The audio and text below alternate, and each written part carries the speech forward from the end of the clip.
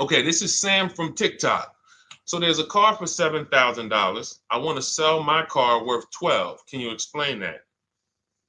Well, who are you selling your car to? It's if you say it's worth 12, then all right. We only get offers to find out what our car is worth. We don't use algorithm sites because that's worthless. An algorithm site is a site like Kelly's Blue Book. You punch in your year, make, model, and in 3 seconds it tells you your vehicle's worth $12,000. Right now, we have companies that bid against each other. And what you want to do is you want to go on your computer, go to CarMax.com, go to Driveway.com, go to Carvana.com, go to AutoNation.com, go to Kelly's Blue Book Instant Cash Offer.com, and go to Car Gurus. All of them will connect you to somebody or some major buyer who pays cash for cars immediately. Literally, quick inspection, drop your check, and you're on to you literally, it's that simple. We are no longer at the mercy of private owners who are going to come by and look at our car and no one buy it and talk us down. There are extremely competitive buyers in the market that I've been telling people about since 2021 when we were cashing out. I was big on telling you guys during 2021 to 2023, during that whole pandemic run, cash out now, because the values of those vehicles will never see them again. So there are some people who cashed out, but that was also the beginning of showing people that you can sell to what is called institutional car buyers. And that is what stopped people from trading their cars. There are people who have learned from me, and maybe other people have mentioned this, that will never trade a car again because you're not getting the money that it's worth. So you go to those 6 companies, Sam, it should take you no more than 20 minutes. They're going to give you their best cash offers. And then you can sell to them and you can go buy something else. But what I want you to get in the habit of doing, everybody, is separating your transactions. What does that mean? Who you sell your car to is different than who you buy a car from. And you need to maximize each transaction. And you're never going to do that mixing all your transactions together, which is what most people do. They go into a dealer and they say, hey, I want to buy a car from you, and I want to trade my car into you, and I need a loan. 3 transactions. We don't do that. We separate them and we bid each one out using online tools. And that's how we get the prices we get. And that's how we pay less than everyone else. Okay. So the biggest thing, first thing is go to those 6 websites: CarMax, Driveway, Carvana, KBB, Instant Cash Offer, AutoNation. And all of you who want to find out what your car is really worth, you go to these 6 websites, get your 6 offers, and then you'll find out what your car is really worth. We do not depend on any dealer to tell us what our car is worth at all. Okay? Shoot the next question up, Dolan. And you guys can continue to type your questions. We're bringing them in from all platforms. This is Terrell Taylor. By the way, everything that I'm talking to you guys about is out of my new digital book. It's called Cars from Home, 7 Steps to Saving Time, Money, and Avoiding Dealerships. Some of you may have it. If you have it, shout out to those who have it, and shout out to those who've used it to actually pay less than everyone else. And make sure I want you to be like Tiffany. Send me your deals. Send me your deals. When you get your cars, I want you to actually send me the results. Look, this is, oh no, that's not Tiffany. That's someone else who used the book. Look, used the book, got $175 a month less than her first quotes before she used the book. So send me, but you can get a copy of this book immediately for 75% off. It's normally $97. Go to my TikTok bio. You won't leave the broadcast, and you can have the entire blueprint. If you don't want to try to remember everything I'll be teaching you over the next hour, you can have the blueprint. You won't pay the $75. You'll get the 75% off. And we also have a comment pinned in the comment section for you guys on YouTube and on Facebook, and on Instagram. You go to my bio. So anyway, go get it because it's only for 30 minutes. After the timer goes off, it's $97. It's still worth every penny. You can Google it. 5-star book. You can see all the people who rated it, all the people who's using it. This isn't a test. to do, but I want you to get it at 75% off. It's better to pay $24 than $97. Okay, Terrell Taylor. So you said, Terrell Taylor on YouTube said, I have $35,000 to $40,000 to buy a truck with. Should I buy a used or a late model new, 2022 to 24? So whenever we're considering a late model used car, this is a model like Terrell said that is 1 to 2 years old. Let me tell you why I don't like shopping for those first. I like to shop for a new price first. Whenever you are buying 1 or 2 year old used vehicles, you have to realize something. How do dealers get used cars? Trade, or they get them off lease, they buy them. When you have not waited 3 years, you're not going to see a lot of used vehicles in that option because most people don't buy a vehicle and then trade it in 2 years. So you're not going to see a lot of 1 and 2 year old used vehicles. I don't like that because when there's not a lot of a vehicle, the people who have that vehicle get to set very high prices that we have nothing to compare it to. And that's a recipe for losing and overpaying. I've had people come to me who are looking like you, and what I say is, I say, okay, shop for a new one first. I'm gonna tell you why. When you shop for a new one first, you get to see what the market value is. So take Sean. I'm showing Sean. Some of you have seen Sean. He got an F-150 Lightning XLT, $73,000 vehicle. Using what we teach and getting bids from home, using the Cars from Home system, he saved $21,000 on a new one. That was his best offer. He got multiple offers because we always get at least 5. So his best offer, he saves $21,000. If he had gone to look for a 1 or 2 year old one of this, he would have never known that the new ones he can save $20,000 off of if he shops right. Now, some vehicles, it might be $7,000 off, $10,000 off, $5,000 off. The point is, until you know what the new market is for a vehicle, you can't shop a 1 or 2 year old one. Because what happens if you shop a 1 year old version of what Sean got and he goes and he pays, he pays 65 for it because he thinks, or let's say 60. Let's say 60. A brand new one, 73. Someone else is charging 60. All right, it's 2 years old. Let me get that one. Not 15 grand off. Problem is, he just overpaid for a vehicle because he could have got a new one for less than he got that 1 or 2 year old one. That's why the recent shoppers, anytime you guys are shopping 1 or 2 year old, you have to shop new first to find out what the market is. Now, in my book, I have my strategies for shopping new online and shopping pre-owned. It's totally different. Pre-owned, you want to go to all the marketplaces. If a vehicle's not on a marketplace, y'all, don't shop. Don't look at it. What does that mean?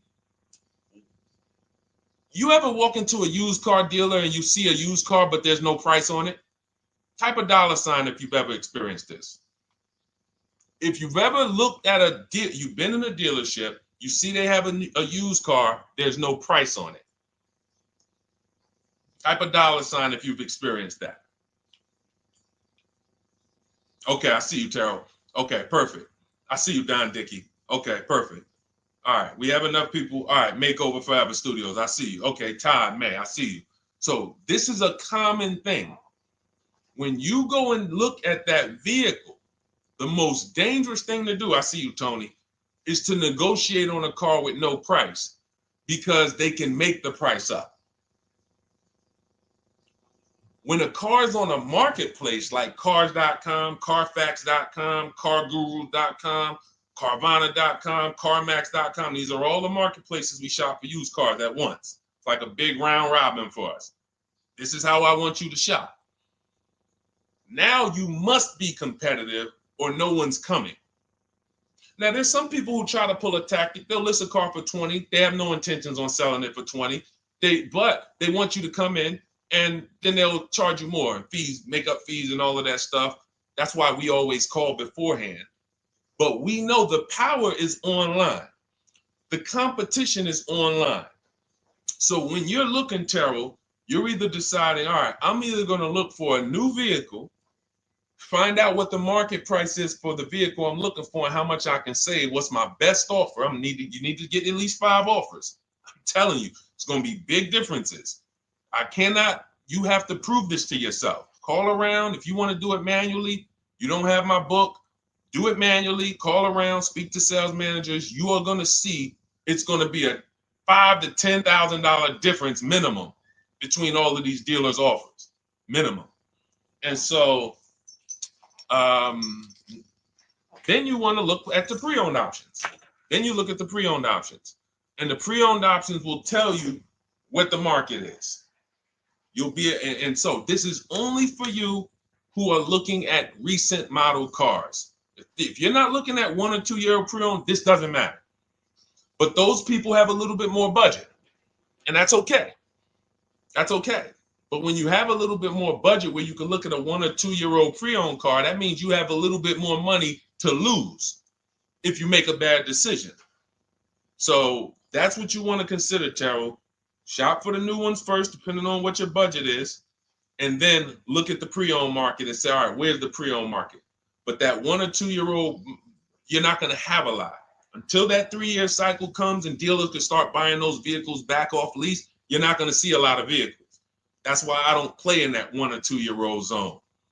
It's just a dangerous zone to play in.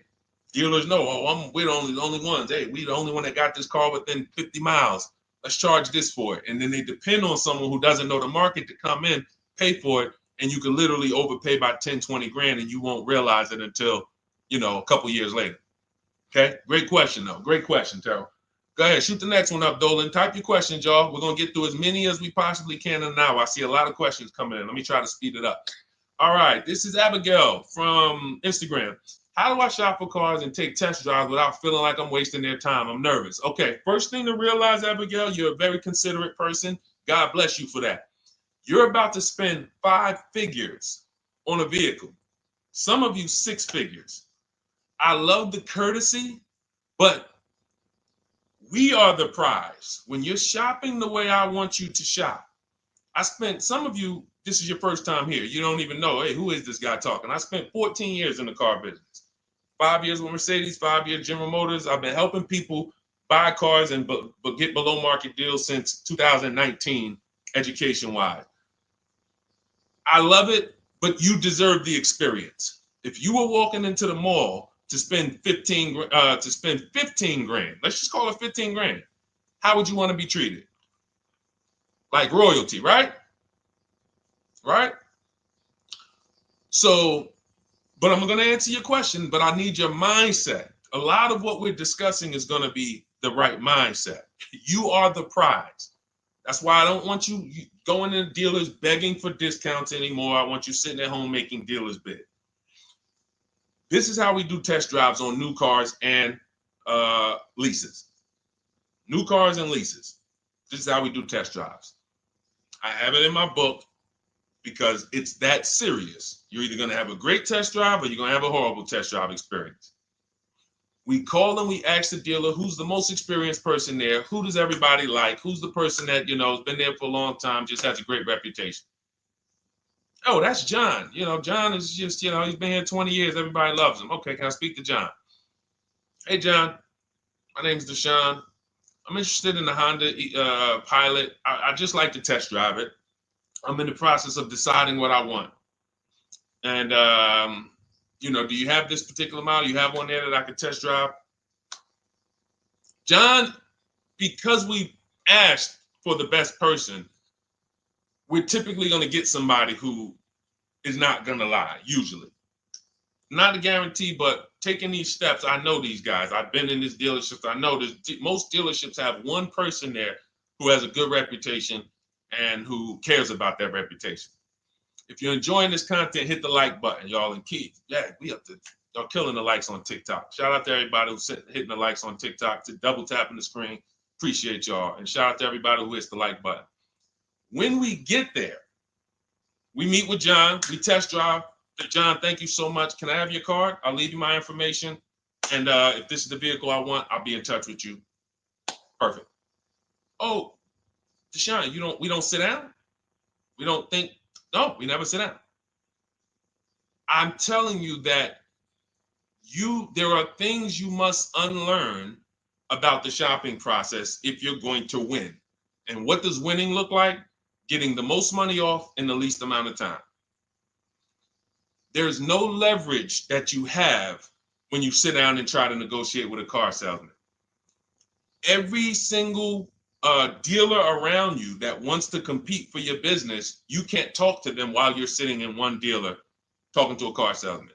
That's why we don't do it. We get a card. Thank you so much. Listen, if this is the one for me, I'm going to give you a call. Simple. Pressure's off. There's no pressure in our system. You can't pressure us. That's what I want you doing. New cars, leases, that's how you test drive. 20 minutes, you're in and out. And I'm a car salesman at heart because that's what I am by profession. I would never develop a system that would allow you to waste car salesmen's time. I just wouldn't do it. I developed a system that when our people go get cars, look at Ansley.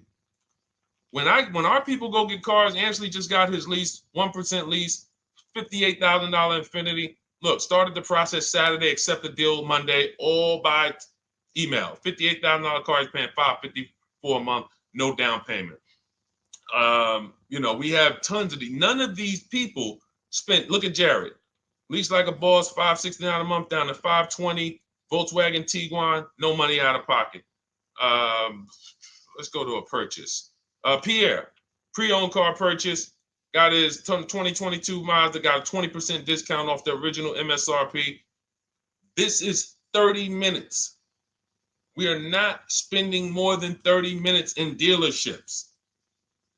Who doesn't want to spend more time in dealerships? Type me if you're like Deshone. I don't want to be in dealerships that long.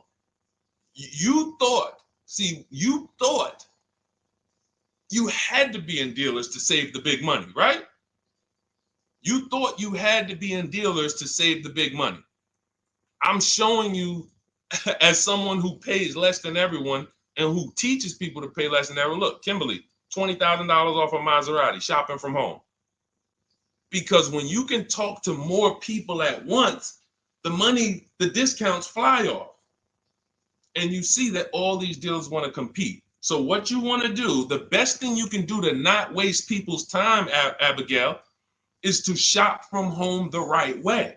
Because when you shop from home the right way, you realize it's only a few things you need to be in the dealership for. That's your test drive. I just told you how to set it up. With used cars, we do it at the end. But we're only there for a second. In fact, when you go to pick up your car, they're going to tell you, thank you. This was one of the most easiest deals I ever made in my life. Because you came in, you emailed us, you knew what you wanted, you gave us the information we needed, we made you an offer, you knew what you were decisive. We have all these scripts. By the way, in my book, I have all the email scripts. You don't have to even think about what you're going to say.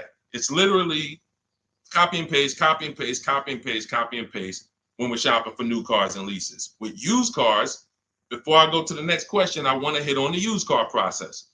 Used cars, we must test drive at the end.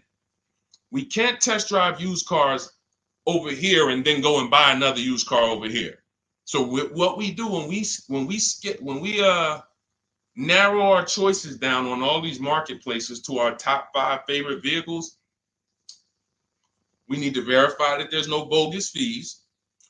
When I was shopping for my Infiniti truck, I narrowed it down to 4 vehicles. But I'm going to tell you something that's the most, who's bought a used car in their life? Type the letter U. I need you guys to program what I'm about to say into your brain cells for the rest of your life. Type the letter U if you bought a used car or if you plan on buying a used car one day. Type the letter U. All right, I see you, Michael. Don Dickey, okay. Terrell, I see you. Glizzy, Tony, okay. Lori, I see you. Victoria. Anybody who plans on this, let me tell you how. Okay, let me tell you how. All right. See, when I'm about to reveal big stuff, I got to kind of see how I want to say it. The marketplaces that we go to look at used cars on, They're never going to tell us what a great price is. And I'm going to tell you why. The only thing that matters, let's say we're looking at 4 white Honda Accords. 4, they're all white. These are the cars we want. We've narrowed it down. We're looking at 4. They all got similar miles, and they're asking price is $20,000. The marketplace is going to tell you what they think a good deal is based on algorithms. Based on all the vehicles listed on the market, this is a good deal. This is a bad deal. Here's what matters. How much was the original price of each vehicle? Why is this the only important thing?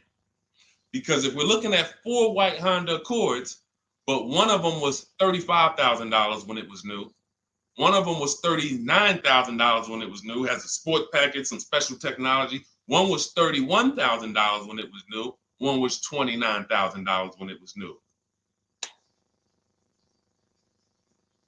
What's the best value? What's the best value?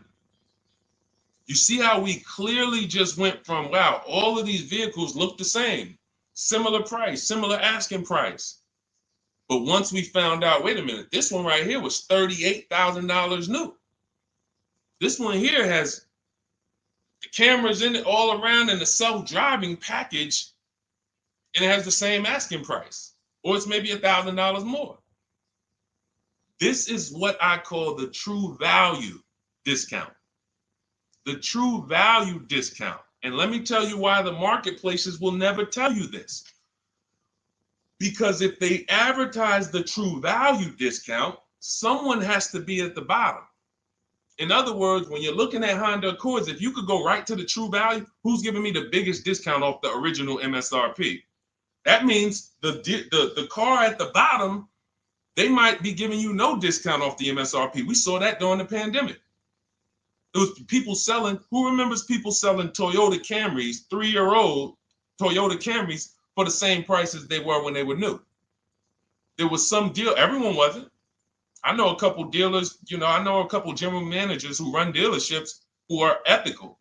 And they said, look, I don't care what the market does. I can't sell a used vehicle for the same price it was when it was new. I'm not doing that. Because when that customer comes back in 3 years to deal with me, I'm going to have to help them again. And if I bury them in their car, then I'm not going to be able to help them. But there were plenty of people who was. The true value discount is all that matters, which means we have to know what the car was new. We have to find the Maroni label. We have to go on the Carfax. We have to go to where the window sticker is and get the original price. And then we'll clearly see, oh, that's the best used car. And no one else shops like that. No one else shops like that. If y'all get that, type dollar signs. If you get that, what I just said, type dollar signs. That is what is important, not what they tell you is a good deal. So going back to me, when I got my Infinity truck, 4 vehicles, all in a similar price range, all white. They were between $1,800 difference from each other, similar miles.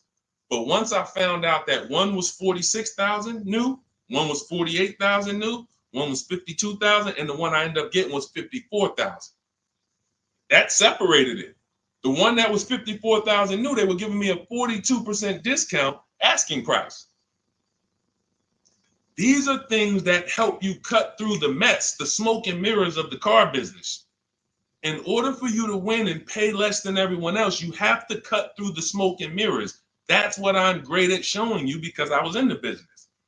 So these are the things that, again, if you say, Deshone, I need the whole blueprint. I need to give me the step-by-step. I'm leasing, used cars, high mileage, new cars. Give it to me step-by-step. That is my new digital book. It's called Cars from Home, 7 Steps to Saving Time, Money, and Avoiding Dealerships. It'll be in your inbox in literally 5 minutes, and you get yours for 75% off. Support yourself and support your family by getting your copy. Go to my YouTube comments. We have a link right there pinned for you guys. We have a link in the Facebook comments. Get your book for 75% off for the next 30 minutes. You'll see a timer on the page. Now, if you're on TikTok, click that picture of me and go to that link in my TikTok bio and click the one that says 75% off to activate the 75% off link. Get your book so that you never have to wonder about this. Now, we're going to continue, but I just know as we answer more questions, some of you are going to forget that. What we just went over in the last 10 minutes, this next question, you're going to forget all of that. All right? Now, Dennis Gamister from Instagram, on a lease agreement, does the deal use the MSRP or the discounted price? So when we're shopping for leases, this is what we do. We get all our offers this is how we construct our offers. If you've ever looked on these commercials and you saw, well, Deshone, when I look at leases, though, it seems like, one, they limit me on miles. And then I also see that they want a bunch of money up front. You are correct. But they only limit you on miles according to the miles you told them you were going to drive. They don't pick the miles for you. We select the miles. And what ends up happening is people will, because they typically don't know how to shop, they're negotiating. They'll say, all right, well, my payment's $400. That's my budget. I drive more than 10,000 miles a year, but I guess I'll just take the 10. Instead of paying $20 more to get 12, they'll take the 10, and then they'll say something like, if I go over, I'll just buy it. Horrible idea. Absolutely catastrophic idea. Or if I go over, they blame the lease. They literally will get the penalty, get the bill for the 6,000 extra miles that they used, and they're charging them 25 cents a mile now, and say, man, this is why I don't want to lease, because they limit me on my miles. No, they didn't. To save $20 a month, you picked the lower miles. You can customize leases up to 15,000 miles if you want, 18,000 miles. Look at Jen. Jen just got her lease on her Honda. Hold on, where's Jen's lease? She got an 18,000 mile a year lease. Now, the way we shop is 12,000 miles per year, only first month's payment due at signing, and we shop it taxes and fees in the payment. Jen, her best offer on her Honda CR-V hybrid, which is one of the most popular hybrid crossovers in the market, she got $512 a month, 12,000 miles. That's a 1.3 lease. We'll talk about the 1% rule for great lease deals and the 1.5% for overpaying. She gets 1.3. She bumps it up to 18,000 miles per year. But look how much more, y'all. $50. So for $50 more a month, she, instead of driving 12,000 miles, she gets to drive 18,000 miles. And she gets to drive as much as she needs to for $50. Versus her saying, you know, I'm going to take the 12 knowing I don't drive 12, and then I'm going to get penalties and, again, blame the lease. The lease is custom. And the first time I learned about high mileage leases was when I was working at Hyundai. I was a manager at Hyundai for a short period of time. It was a highway dealer. The guy ended up going to jail. It was typical, like, you know, I've worked in some dealers, some phenomenal dealers, but this one was like, if you ever could imagine the prototypical highway scam dealership, I mean, this was it. So I was only there for 6 weeks, but I was a manager, and what I saw was I was taking care of this guy's lease who was just finished with it. He had 72,000 miles on it, and I went out there and I said, wait, you leased this? 72,000 miles? He said, yeah, I always lease now. He said, I used to come in every time I bought a car, my negative equity was ridiculous, $15,000, $10,000. I had to keep writing these big checks. And I just said, you know, let me switch to leasing. A customer taught me about high mileage leasing. That's why when I say car salesmen aren't trained, they're not trained. We learn things by intuitiveness and curiosity, and you know, we're not trained on finance and insurance and leases versus buying, none of that. You know, so anyway, I said, wow. And so I looked at his payment. This guy is only paying like $175 more a month, not even, to drive 25,000 miles a year. So if a normal Hyundai lease was $299, he's paying $450, $475, and he's driving 25,000 miles a year. Boom, drops it off, Boom. No negative equity, none of the trash that most high mileage drivers are dealing with. So when we are shopping for a lease, we have to shop with our template. Whenever you're getting your lease quotes, it's 12,000 miles a year, first month's payment only due at signing, taxes and fees in the payment. Assume tier 1. That's what we blast out. In my book, I have something called the 25 to 5 strategy. We connect with 25 dealers online. You use my email scripts, copy and paste. We're going to get 5 offers. This will take you. You saw Ansley. He said, I started it Saturday. By Monday, I accepted a deal. This doesn't matter. This is a 24, 48-hour turnaround to start getting offers on these vehicles. Now, once we're looking at offers, we take the MSRP. We take the monthly payment. We divide it into the MSRP. So let's just say we're shopping for a vehicle. It's $40,000. One of our offers is $400 a month. $400 a month. No money due at signing. Just $400. We drive off. We divide that into the MSRP, not the selling price. The MSRP. So now we divide that into 40,000. We can see and we multiply by 100. That's a 1% lease. The 1% lease rule has been around for the last 20, 30 years. If you could lease a vehicle and the offers is under 1% of the MSRP, it's a steal. Great value. Because a $40,000 vehicle with no money down to buy would cost probably $800 a month on a 5-year loan. So it's incredible value. It's a steal. You don't have to worry, am I overpaying? Nowhere near. You're still in the vehicle. And we have some people who shop from home using the car. If you're Deshone, do those deals really exist? If you're on YouTube or Facebook, you can see right now. Look, Greg got a 1% lease on his Kia EV6 Win, $527 a month, $56,000 vehicle. Look, Zafrina, $579 a month, $65,000 vehicle. Ansley, you saw Ansley's Infinity. Rosalie's Infinity truck. Right here. Look, it's paying $592 a month, $59,000 vehicle. 1% lease deals are out here when you know how to shop. Now, that's a steal. That doesn't mean that's the best. That doesn't mean, if I can't get a 1% deal. In order to get a 1% deal, you have to not just shop. You need major support from the manufacturer. The lease program has to be good. The rebates have to be good. The residual value have to be good. The money factor, which is the interest rate, have to be good. There's a lease program that no dealer can control. So when we get these offers, that's how we're judging them. Divide the monthly payment into the MSRP. In my book, I have a calculator that I created where we put all our offers into it, and then it spits out what we call counter offers. So we get 5 offers, 7 offers. We put them all into this calculator I created. Again, this is the best $24. If you get there for $24 before that 30-minute timer and you get your copy, it'll be the best $24 you ever spent. I hold myself accountable to that. You can Google the book and read the reviews. There's software that we created that that's how you're judging your leases. You're looking and you're comparing to the 1% rule. Now, when you get to 1.5%, we can't make those deals. We're paying too much for a vehicle that we're giving back. We have to see, there was no indicator before I created the 1.5% rule.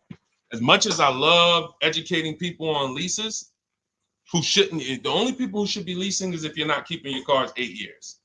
All of you long-term people who you keep your cars more than 8 years, don't think about leasing at all. You should be shopping for below market purchases. But if you're not keeping your cars 8 years, you're losing thousands of dollars not leasing cars. Depreciation is where you lose. Resale value is where you lose. So the 1% rule is what our anchor is, but 1.2 is great value. 1.3, great value. 1.4, good value. 1.5, good value.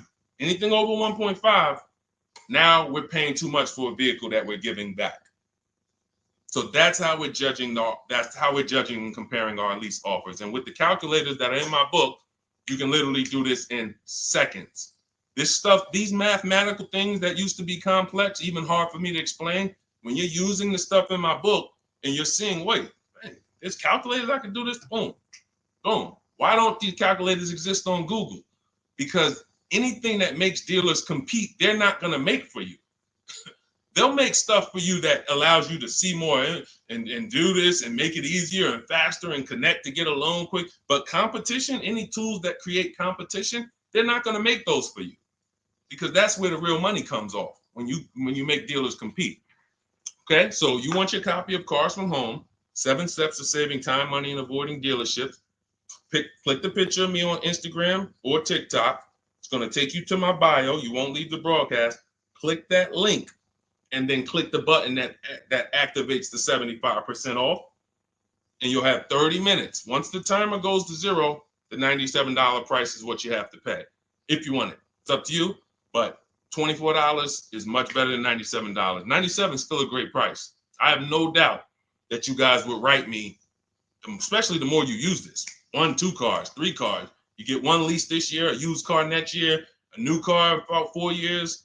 And Deshone, what about when websites change? What about, this is an online system. Websites go out of business.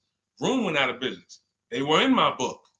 We used to get bids from them to sell cars to them. When we were shopping for used cars, they were in my multiple marketplace strategy. They went out of business. I went right into the master file, updated the 9,000 people that had a book. It was probably like 2,000, 3,000 at that particular time. And the next time people opened the book file, there was no room. That's why the book is digital. That's one of the reasons. You'll see the other reasons is I have scripts that I link you to. I have PDFs I link you to. Videos I link you to. I couldn't do this with a real physical book. So again, in the YouTube comments, in the Facebook comments, we have a link for you guys to get your book at 75% off for 30 minutes and use it. All right, Dolan, shoot the next one then, brother. Let's go. How old of a used car should a person buy? That's based on budget. I like to start with, when we open those marketplaces, Tony, you want to start with the most recent cars. The first thing you're doing when you open up the marketplaces, y'all, first of all, we're creating accounts. Out of all those marketplaces I named, 6 or 7 of them, we use 8.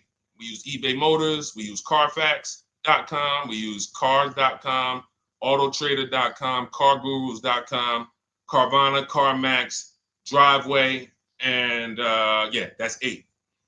7 of those, or 6, allow us to create an account. Why is it important to create an account? So that every single new car that matches our criteria, as soon as it's listed, we get a notification. The people who have that notification on, most of them don't know how to assess the market like I'm showing you. So even if they get a notification that the car was just posted, they're not going to have the information to take advantage of it. They're going to hesitate. What we do is, the first thing we do after we create our account is we're now assessing the market. Where's the low prices? Where's the high prices? And I'll usually go 3 years back, sometimes 4 years back, and let's assess the market. Now, I have another calculator in the, matter of fact, let me show this to you guys. I have another calculator. It's called the Perfect Budget Calculator. The Perfect Budget Calculator. What this does, you guys can't see this on YouTube, but you can see it on you can't see this on TikTok. But if you go over to YouTube, Facebook, or Instagram, you'll be able to see what I'm sharing right now. Now, what often happens is, let me share this. Hang on. Boom. Okay. So now what often happens is, a lot of you will say, I could put down $2,000, but, if I don't have to, then I won't. Or, if you get a car and you pay $15,000, if you pay $500 a month for 5 years, that's a lower price you paid than paying $500 a month for 6 years. So ways to manipulate our budget is to shop within our budget for a shorter loan. This is all stuff where I said, okay, people don't know they need to be doing this. So let's make a tool that does it for them. And this is, you get access to this when you get your copy of Cars from Home, my book. So let's say we do something called an equity assessment. Everybody who has a car, remember I was mentioning a little while ago, we go to these websites, Driveway, Room, or all these, and we find out what our car is worth. Let's say you're like, man, okay, if I sell my car to CarMax, I'm actually going to have $3,200 of equity. All right, so when I sell, I'm going to put that into my budget. All right, now max, my down payment, max I could comfortably do is $1,500. That's max. Now, we use the average interest rate, and in my book, I give you a link to see what the average interest rate is at the particular time you're going to be shopping. Let's just say it's 6.9. Now, we enter a comfortable monthly payment. Let's say you're like, all right, I don't want to go any more than $425 a month for 6 years. That's my max. You enter your state so we can pull the taxes and we can pull the fees. New Jersey, calculate budget goals. Now it's going to ask you a comfortable monthly payment on a 5-year loan. You might say, all right, same thing. I still don't want to go over 425 no matter what. Perfect. What this does is create multiple goals. And it creates multiple goals. It creates a starting point. Now, if you find a car at this price, $18,776 or less, you can do a 5-year loan, use none of your equity, so this will go in your bank, and use none of your down payment. Now, next goal may be, okay, $22,000 or less. 6-year loan, no equity, no down payment. So the first two goals are no money down goals. If I find a car anywhere in these price ranges, I can do these deals, no money down. Now, this is one where I use my equity, but no down payment. Goal number 4, I use my equity for a 6-year loan, no down payment. Now, goal number 5. Now you can see the price of the car is getting higher. Use equity, use my use equity and down payment, but it's 5-year loan. And then here is your max budget. Your max budget, which is fine. There's nothing wrong with if you find a vehicle that, once you use this and you find the best price vehicle, as long as you are under this number, you are fine. The problem is when you go over that number. The problem is when you go over budget.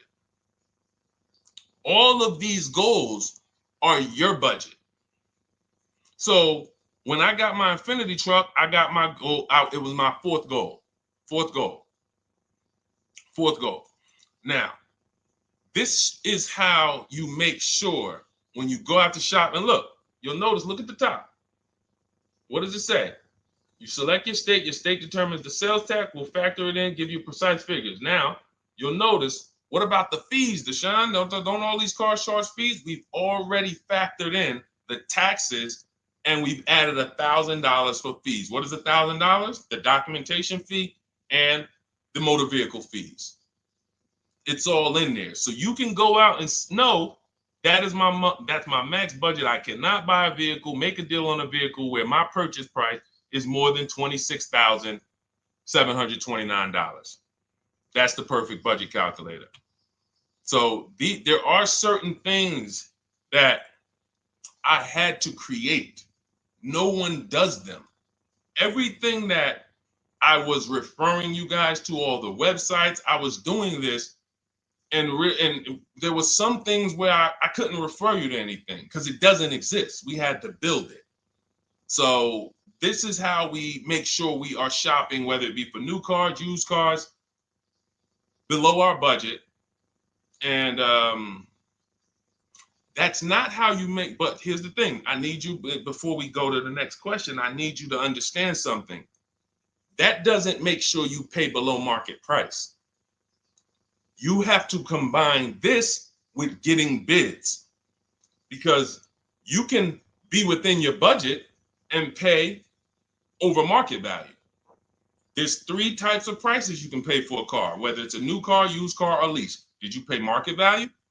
That's what everyone's paying. Average. Did you pay over market value? Our only deals we make are below market value.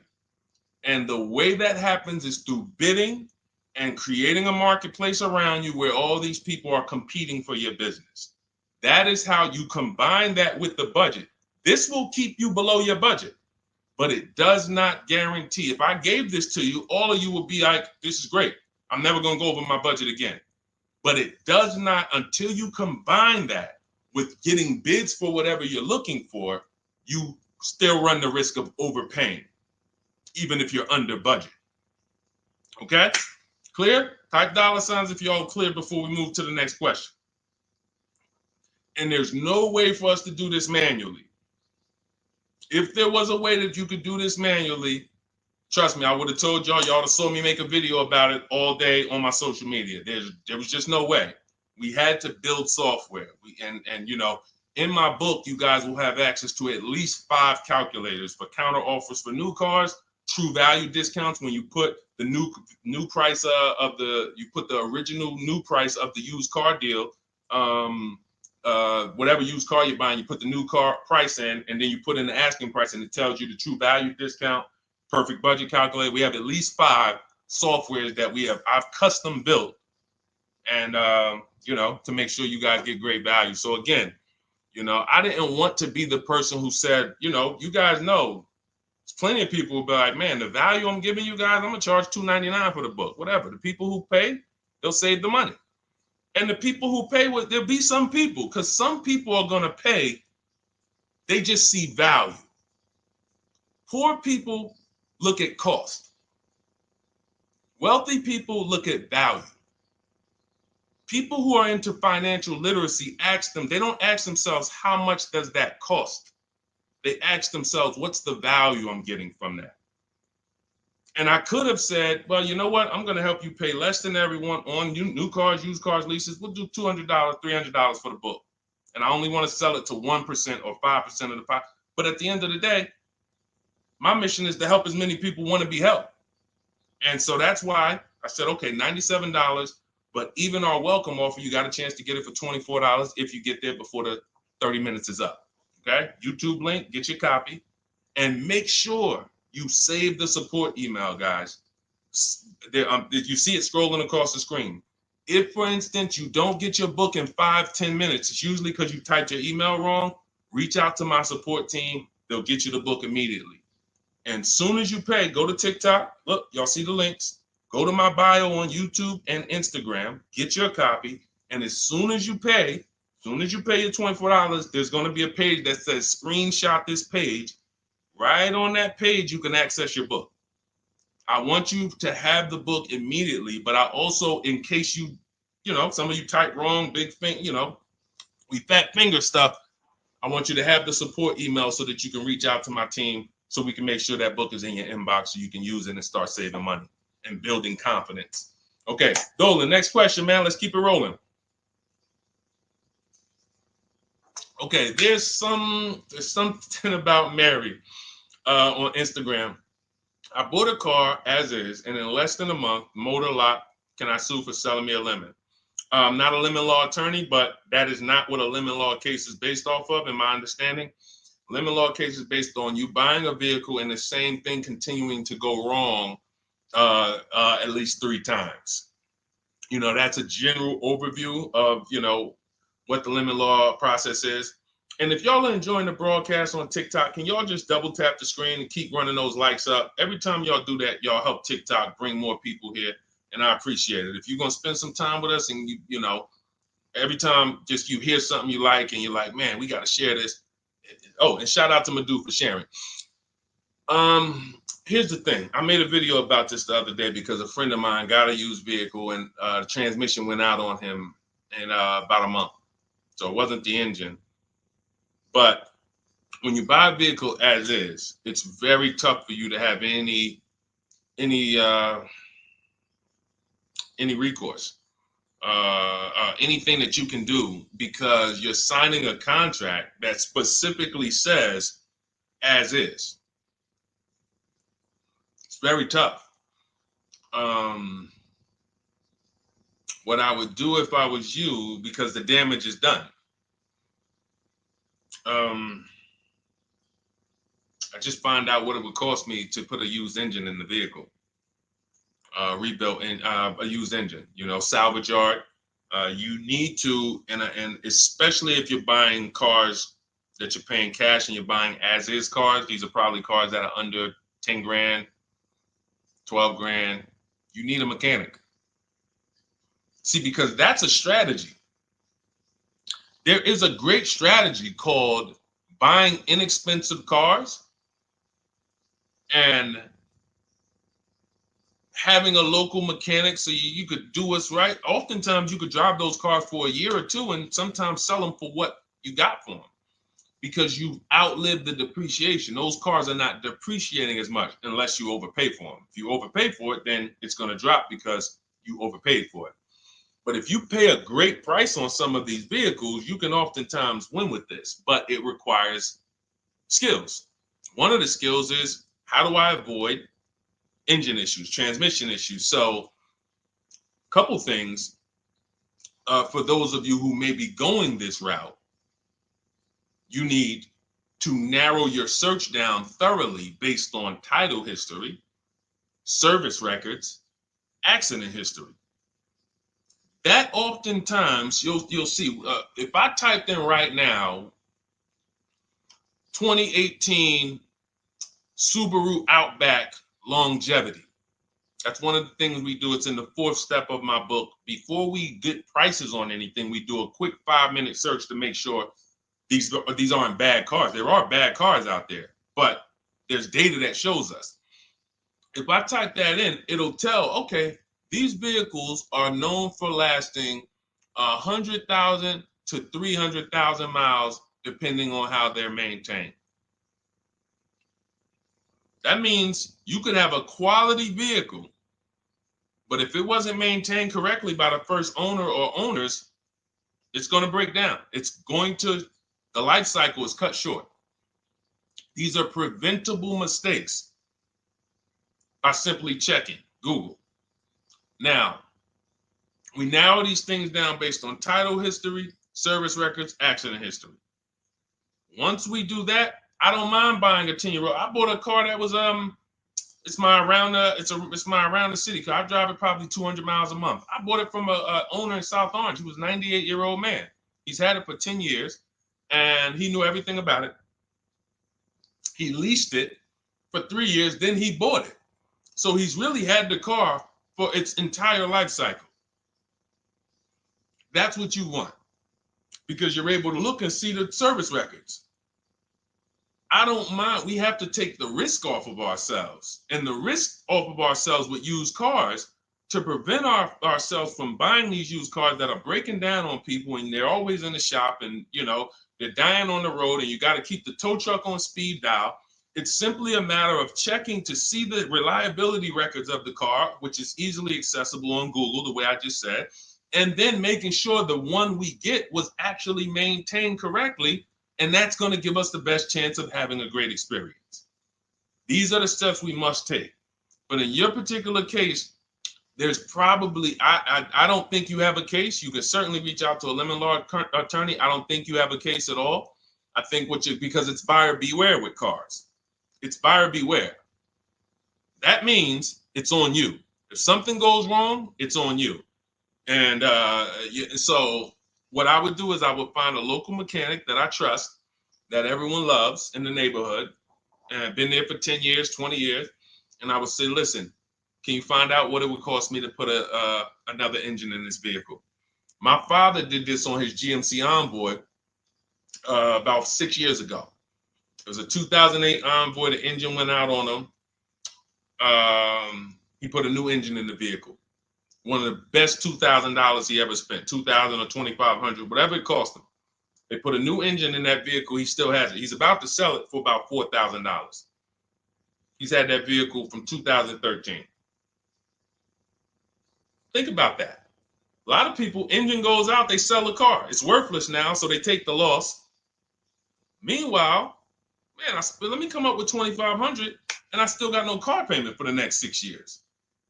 We don't need to be so quick to go replace our cars. If we follow these strategies, we can actually, I love to see more people doing that. Just go fix the car. But don't go to the dealership to fix it when they tell you, hey, the engine's gonna cost $10,000.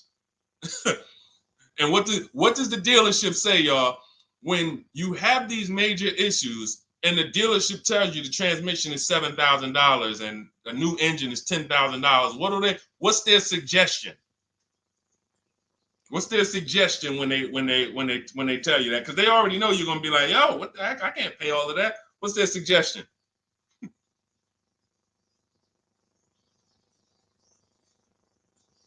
Let's see, let me give y'all some time to type. I just want y'all to know, like, this is how the system works. So I know somebody, look, thank you, Jay June. Trade it in. Thank you. You see how we can, look, NY Anderson, buy a new one. So what they do is, exactly, Victoria, they're going to suggest a new vehicle. So if we know, now watch this, as your vehicle is worthless, you don't have any opportunity to put it on a competitive market to see, well, how much would somebody pay for that? They've already assessed the value and they want to structure your deal, have you take that major loss for that engine. They're going to put the engine in for a lot less than that and they're going to resell it. And now they sold you another car. When you could have just literally went to a mechanic, got a rebuilt or got a used engine, put in that vehicle, cost you $2,500, maybe $2,000. And literally you're on the road for another couple years with no car payment, keeping money in your household versus now I'm in another $400 a month payment. Okay? This is what it's about. And if you're like Deshone, well, I don't want to keep a car that long. We talked about you earlier. You shouldn't be buying cars. Because the keepers on here who keep cars 8 years, 10 years, who has a car they've had in their driveway for more than 8 years? Type the number of years. I want to explain something we're going to help a couple people learn a lesson here about themselves, because they're going to be like, they're going to realize they're not keepers. Look, look, we need to show people, because some people think, oh, I keep my cars a long time. I keep them about 6-7 years. We need to show that that's not a long time in the world of cars and depreciation. So Michael, 15 years. Michael got a car that he's had for 15 years. Let's go. Type the number of years you've had it if it's more than 8. Look, Vancia, 11 years. Let's see. See, a lot of people don't keep their cars. Look, NY Anderson said, I drove my last car 14 years. All right, Connie, 15 years. She has a 2004 Chevrolet.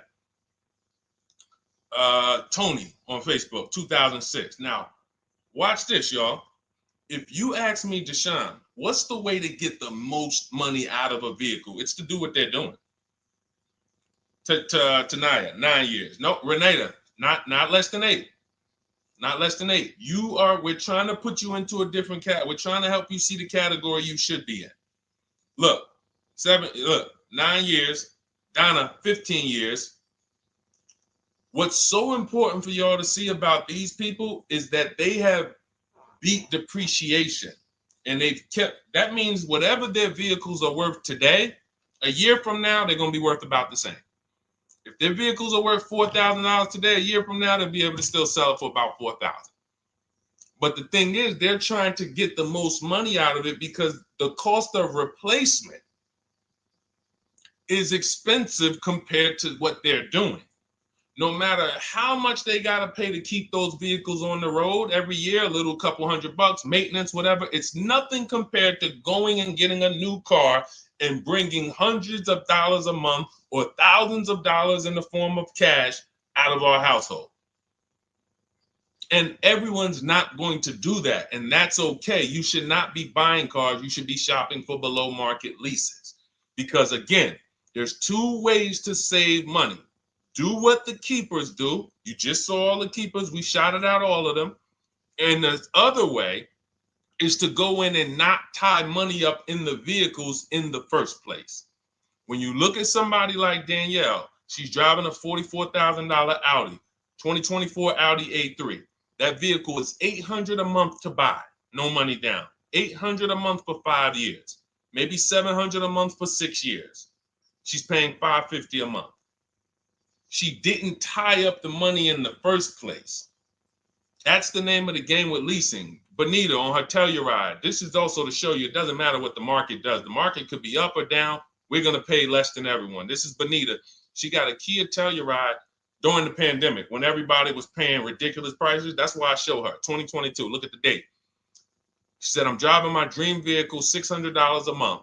People were leasing. And I know if somebody watching this and they're like, if you leased a Kia Telluride during the pandemic, you are not paying what she's paying with no money down. I know it. I know it. People were DMing me, Deshone, I want a Telluride. They want $900 a month for them. I know people weren't paying $600 a month, but she came in, used our bidding system, used the same strategies you're going to have access to in my digital book. She got $600 a month from home without being in a dealership. Her dream vehicle. This is how you win. You're either going to not tie up your money in vehicles, you're going to drive new vehicles that don't have problems because they're always under warranty and you're paying cents on the dollar compared to people purchasing, or you're going to be a keeper like Michael and like Donna and like the people who said, okay, I'm keeping my vehicle this long. That's why in my book, it's 7 steps. But the first step is to ask yourself how many years you're keeping your next vehicle. That is the first question I would ask you if you and I were shopping together. My first question to you would be, Michael, how many years you want to keep the next vehicle? 8 or more or less than that? If you said to me, Deshone, I'm going to keep it at least 8. All right, let's go for the purchase. New or used, depending on budget, but we're purchasing. We need to find a below market purchase. If you said, Deshone, I'm 6 years max. I can't see myself keeping a car more than 6 years. All right, we're going to shop for a below market lease. Because the money you're going to spend in a below market lease, when you get these below market lease deals, not commercial leases, not what you see on advertisements. Those are ridiculous prices. We don't pay those prices. None of these people that you see, Greg, Charles on his Palisade, none of these are advertisements. They're thousands less. But when you're putting money in the cars and you're driving brand new cars, this is how it was for me when I was 22. This started for me at 22. I was working for Pontiac and I leased a brand new Pontiac G6. It was $256 a month. $256 a month. It was like a $21,000 vehicle. Same time, I had a friend of mine. She got a I don't want to say it because she might be watching this, and this is no shot at her. I didn't understand enough to teach her back then because I was new in the business. She went and she bought, let's call it a Honda Civic. Now my car was bigger because the G6 was a mid-size vehicle. The Honda Civic is a compact vehicle, but she bought it. $20,000 vehicle, 22, whatever it was at the time, paying almost $500 a month. Like that's a $500 payment. That's what it is. So my young household, I got a newborn daughter. I got a new car I'm paying $256 a month for. Same time, it's got families around me. They're in their 20s, but they're paying $500 a month. This is what showed me, wait, something's going on. And I never stopped. I bought a used car at that time, but since I've had 4 Infiniti leases, I've had a Jeep Grand Cherokee lease, and people always think, gee, you must be paying ridiculous money. I see you get new cars every 3 years, but they don't. I'm driving $40,000 cars, $45,000 vehicles. I never paid over $400 a month. Not one of my lease payments was ever. I remember I got this Jeep Grand Cherokee, and it was a $35,000 Jeep Grand Cherokee Laredo, 2018. When I got my offers, the best offer was $330 a month. 12,000 miles per year. And that's what I was driving. If I was driving 15, I would have bumped it up to 15,000 miles per year. I got $330 a month. I went in there and I gave them $330 for that Jeep Grand Cherokee and I drove off. $35,000 vehicle. This is what I'm telling you guys. This is what is called deal structure. If your deal is not on the right foundation, if you buy, but you should have leased, you're overpaying by thousands and thousands of dollars. And you're going to have subpar vehicles with that run out of warranty, and you're going to have the same payment. You're going to have higher payments. I need you out of these two categories. I need you in one of these two categories. I'm either going to keep my vehicle long enough to beat depreciation, 8 years or more, or I'm shopping for a below market lease. I'm not going to be stuck in the middle no more, buying vehicles and then selling them while they still have a loan on them, negative equity and all of this stuff. This is paramount. Okay, the buying versus leasing thing. I need most of you to put this to bed today. And I think I'm one of the only people that goes into buying versus leasing by the numbers. It's not opinion based. It's not, oh, I think you should lease if you're, depending on the car here, it doesn't matter the car. Doesn't matter the car. You can see Teddy's, let's show Teddy's luxury. Teddy got a BMW. Doesn't matter. He wasn't going to keep it 10 years. Look, goes on a BMW 2024 i4 M50. It's a $73,000 vehicle, $856 a month. $856 a month. Look, he said the dealer's initial offer came in at $937 using the counter offer calculator. Using the counter offer calculator, he counted at $829, $856. If you just jumped on the broadcast, I showed you some of the calculators that I created that are in this book. In my book, there's a reason it's 5-star rated. There's a reason people that you can go read what your peers say about that book. Get your copy for 75% off. It's in my TikTok bio. Click that picture of me. Click the link. Same thing on Instagram. Go to my bio. Click the link, and you'll see a button that activates the 75% off book. And if you're on YouTube or Facebook, it's in the comments section. 30 minutes only. Get your book so you can have access to all of this. Unless you just have an incredible memory and you can remember everything we talked about over the stream, but none of you can. I know none of you can. That's why, I couldn't even do it. It's just too much. We're talking about used car strategies, new car strategies, lease strategies. You guys, you're not gonna remember all of that. But anyway, let's go. All right, I think we got time for a few more. Go ahead, Dolan, keep it rolling. Make sure you guys screenshot the support page. As soon as you pay for your book, the book is on the thank you page. Remember that. I don't want you, I send you the book 2 ways. As soon as you pay, it says access your link below, open it. You can click it and save it right to your phone or computer right then and there. If you do not save it right then and there, make sure you screenshot the support page or use the support email that's scrolling through the screen. This is not for questions. Do not send me general car questions here. I don't answer questions by email. That is strictly for those of you who have your book and you're like, or you paid for the book and you're like, okay, where is it? It's usually because the email was wrong. That's okay. Hit that support email so that my team could send you the link out so that you can have your book today and start digging into it and using it. Even if you're not shopping right now, you can still map a plan out. Go ahead, Dolan, shoot the next question up.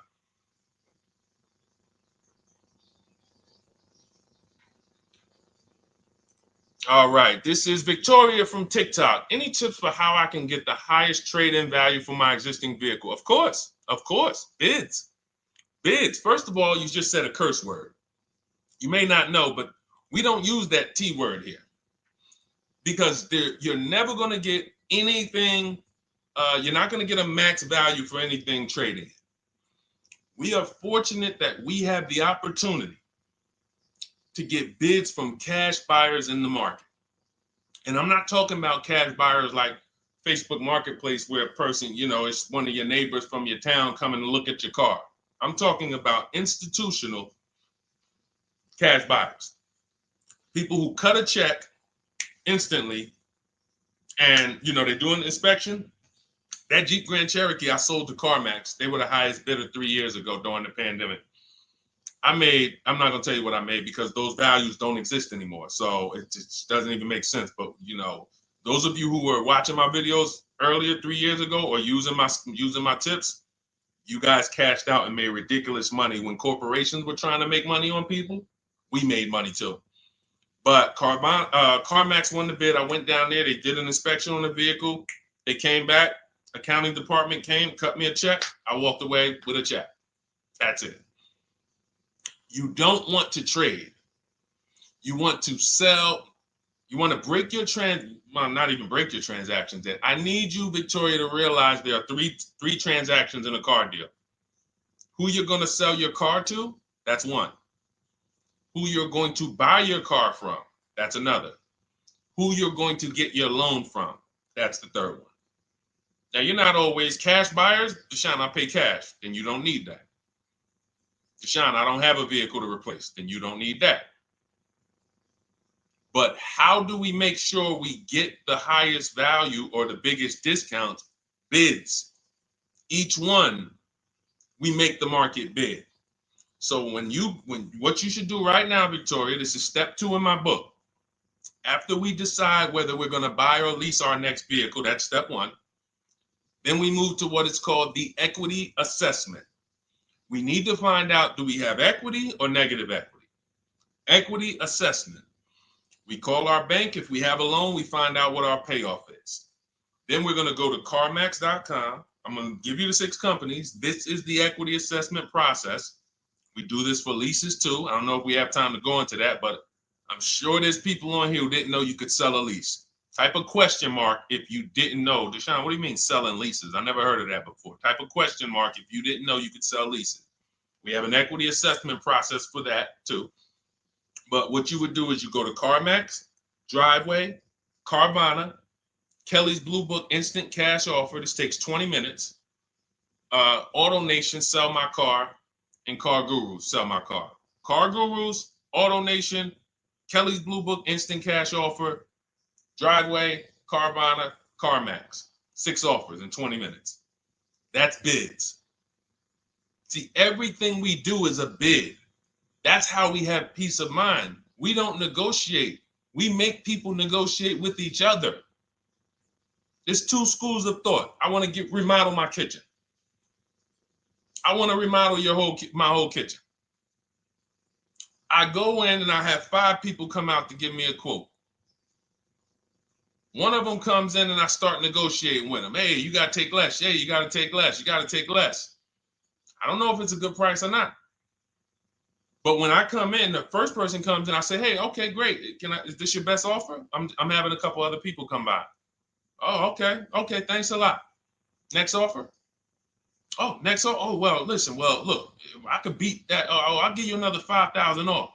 They're competing against each other. When someone knows you are shopping their competition, you're making them compete with each other. They're negotiating with each other, not with you. That's a bar. Type of exclamation point if you got that. When people know you're making them compete with their competition, they're negotiating with their competition, not with you. That's the power of bidding. That's why we got grandmothers and single mothers that can come in and do this. That's why we got people who can come in and do this. You know, how are people getting these prices? Not negotiating, because they're making people negotiate with each other to earn their business. They're making banks negotiate with each other to earn their business. It's a beautiful thing. Banks and dealerships depend on you not making them compete. They want to negotiate with you and try to make you imagine and make you think, well, that's the bottom. That's the bottom. And you think that's the bottom, but that's only their bottom. Their competition's bottom is different. Their competition's best interest rate is different. Their competition's best discount is different. And why is what we do so easy? Because we're right here in our houses. That's why our entire system, our company, my book, our mindset is called Cars from Home. Cars from Home. It encompasses everything we do. Cars from Home. So that's what you do, Victoria. First thing you do is you go to those 6 websites, get your 6 cash offers, and that's going to be higher than any dealer you would ever consider trading the car to. Guaranteed. And this also allows us to eliminate the fake emails we get. All of this stuff is computer generated. I know you guys get these emails. Hey, Deuce, great news. We need your 2016 Kia Optima. We have a customer looking for it. We'll pay you $2,000 over MSRP. Who's gotten those emails? We'll pay you $2,000 over Kelly's Blue Book. Who's gotten those emails? Deuce, the list is CarMax, Carvana, KBB Instant Cash Offer, Driveway, Auto Nation, and Car Gurus. Car Gurus. That's step 2 in my book, the equity assessment process. This is stuff we do before we start shopping. Decide whether we buy or lease is step 1. That's going to put our deal on the right foundation. Step 2 is the equity assessment. Everything we do is a path. It's a clear, easy path. Okay, so yeah, I forgot the question that I just asked, but let's go. I could already tell. See, I could tell when I'm winding down because y'all could tell stuff will start blurring to me. That's why I'm like, see, and if that happens to me, I know it happens to you. Like that's why I'm like, listen, grab your copy of Cars from Home. It's a digital book. You'll have it in your inbox in minutes. It has it's continued updates. I probably updated that book 5 times since we originally launched it. Added calculators to it. Those weren't in it originally. I've added the calculators. I'm committed to making stuff better without being like imagine this. Oh, well, you bought volume 1 of Cars from Home, but I just put a new tool in, guys. Now you're going to get volume 2. And now every time a website changes, you got to get volume 2 and volume 3. And 5 years from now, you're getting volume 9 each time. It's like, no, literally one-time cost. And I can't tell you if that'll be around forever. I can't tell you that. I can't tell you 3 years from now, I'm going to be giving free updates of the book. I don't know.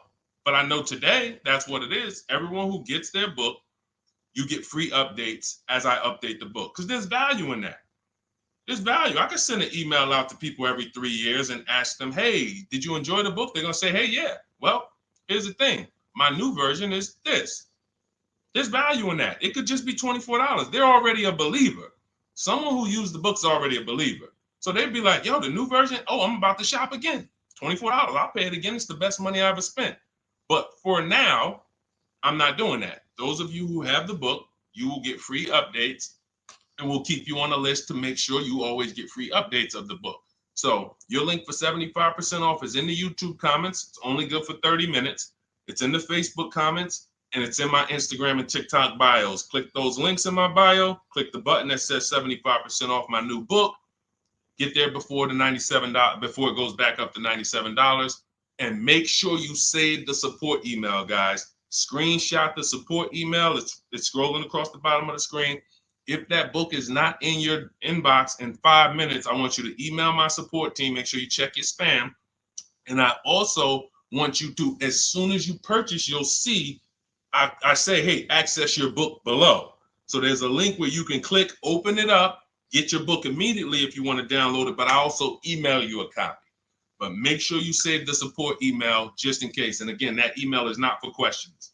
Okay, it's not for car shopping questions, nothing like that. That's only to make sure you get your book.